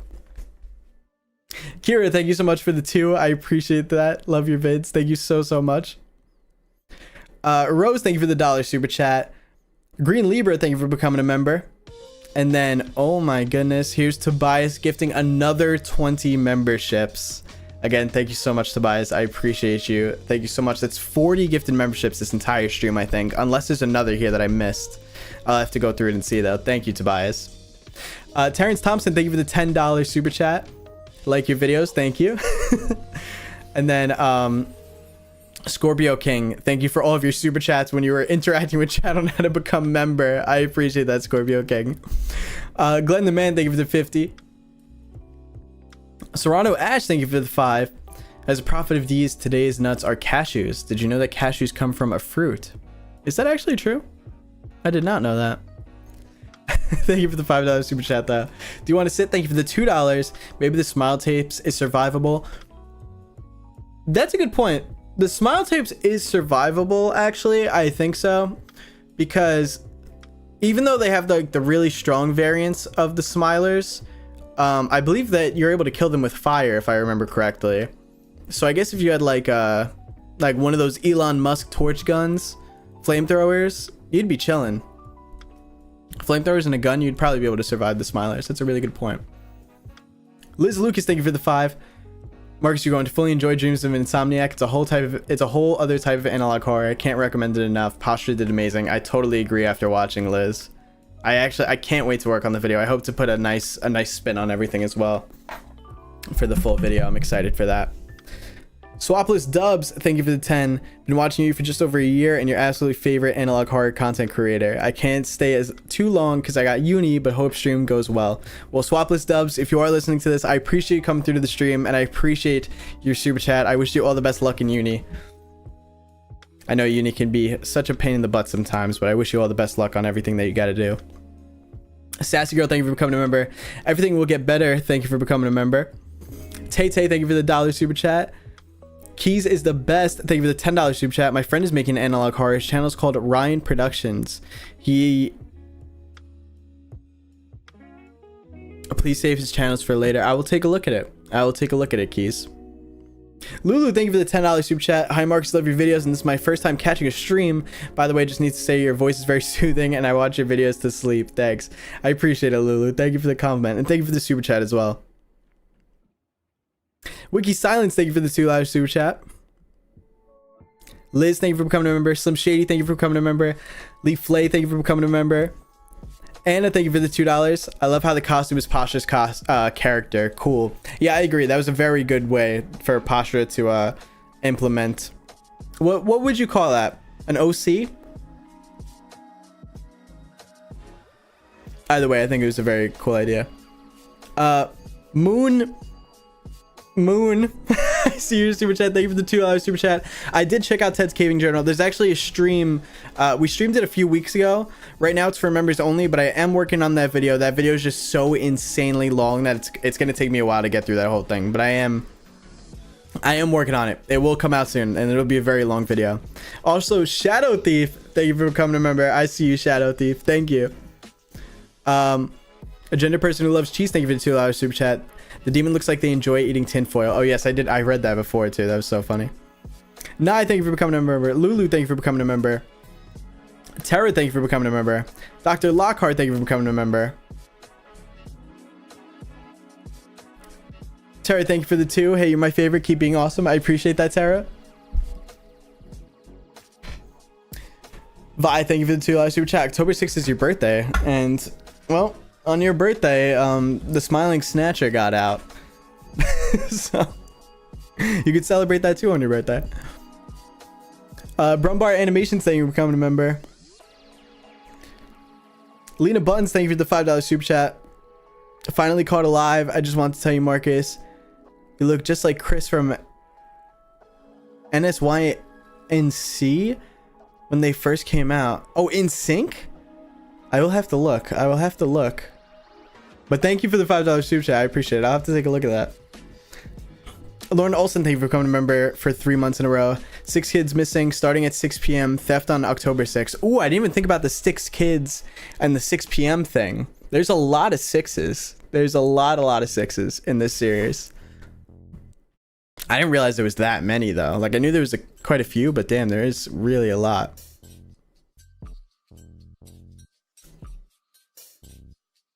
Butter Brickle, thank you for the 5. Hey Marcus, I'm so happy to make it to another stream. I appreciate you making it. Cassandra, thank you for becoming a member. Vi again, thank you so much for all the super chats. Overhaul Fangirl, thank you for becoming a member. If you're talking about Overhaul from MHA in your username, that is sick. E-Goblin, thank you for becoming a member. Nop VR, thank you for the $2 super chat. Hey Marcus, should I play on my VR or watch you? Play on your... Oh, no. Well, you probably did watch, but you should watch on your VR. There you go. That's a way to do it. Watch on your VR next time. Judas, thank you for the 15. Glenn the Man, thank you for the 50. No Art, thank you for becoming a member. Rosemary Legless, thank you for the $2 super chat. Great work. Thank you. Alma Butler, thank you for becoming a member. A gender person who loves cheese, I can fix him. No, you can't. No, you can't. You cannot fix any of the characters in that series. Don't even try it. Don't even try it. No Art, thank you for the 10. Hey Marcus, I've been watching your vids for like the past month while working on animations. I'm finally doing an animation for you. I can't wait to finish so you could see it. Love the Man in the Suit, by the way. No Art 1985. I am very, very excited to see that. I think we've had like maybe 1 or 2 very, very small animations, so I'm excited to see. Give Catnap back his gamer subs? Fine. Oi, Baguette, it's your birthday this Saturday. Happy early birthday. Roach, thank you for the 125. Marcus, I love your Nightmare Catnap. I have that too. Yes, Nightmare Catnap is awesome. I hope they make a Nightmare Dog Day. Nightmare Dog Day would be awesome too. Jennifer, thank you for the 5. Hey guys, I gotta go. Hope you guys have a good night. Also, Marcus, please check out Nocturnal Chronicles and the new Longest View episode. We will get to the Longest View eventually, but I will look at Nocturnal Chronicles. That's like the 5th time I've heard that name now, so I gotta look into that one. Lulu, thank you for the $5 for the extra background plushie funds. TJ McGee, thank you for the $2 super chat. Thanks, Marcus. You're making my night shift tonight fun. I appreciate that, TJ. I hope that you're having a nice and easy shift so far today. Vi, thank you for the 2. Can you throw some nuggets under the floorboards? Yes, Vi, I will try. I'll give you something. Maybe I'll give you a gamer subs bar. Evolucius, thank you for the $5 super chat. For my take on this analog, I feel like it's a huge experiment, maybe transforming the infected, but ooh. Wait, that's a good point. Maybe Lankmann Foundation is taking in like victims, and that's why they took in that woman that like had nothing wrong with her, because they're gonna turn her into a Veldigan. That's a really good theory, Evolucius. That's a really good theory. I'm a Butler, thank you for the 2. Can you check out The Human Latch by Bad Dreams? That sounds like a crazy name. I will definitely look into that one too. Kira, thank you for the 2. Love your vids. I appreciate that. Bastion, thank you for the $1.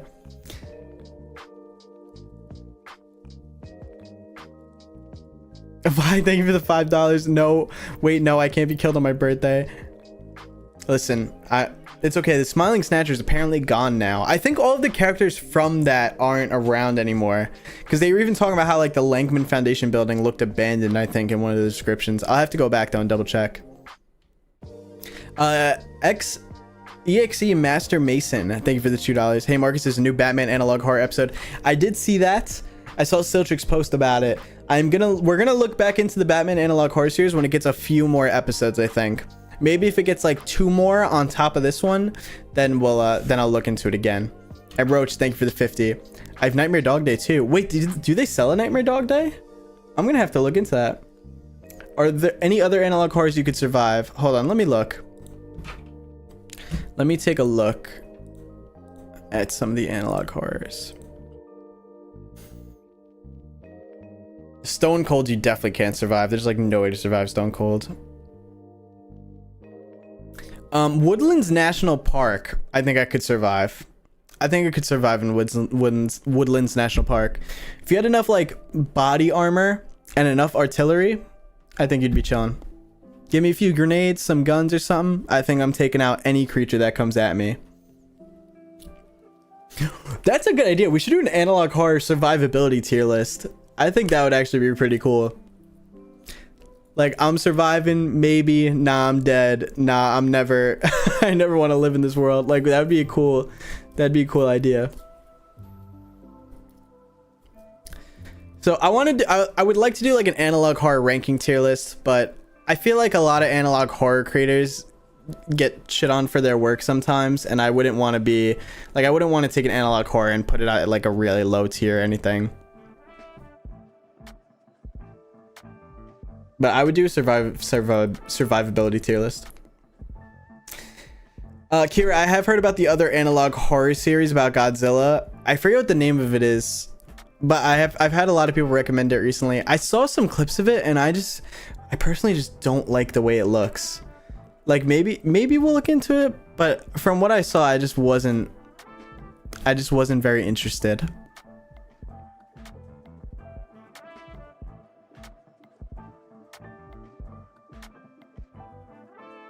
Echoes of Zion. Can I promote a fundraiser? If you'd like to promote a fundraiser of any kind, I'd prefer if you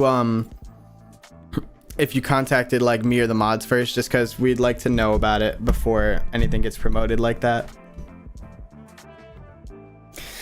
But all right, guys, we're gonna end there for today. I appreciate you all so much for coming through. Thank you. I believe we broke the viewership record again today, so I'll have to check after stream. Thank you guys so much for coming through. Again, the stream is going to become members only, but there will be a video coming out about this within the next week or so. So thank you guys so much. I hope you have a great rest of your day, and I'll see you next stream. Peace.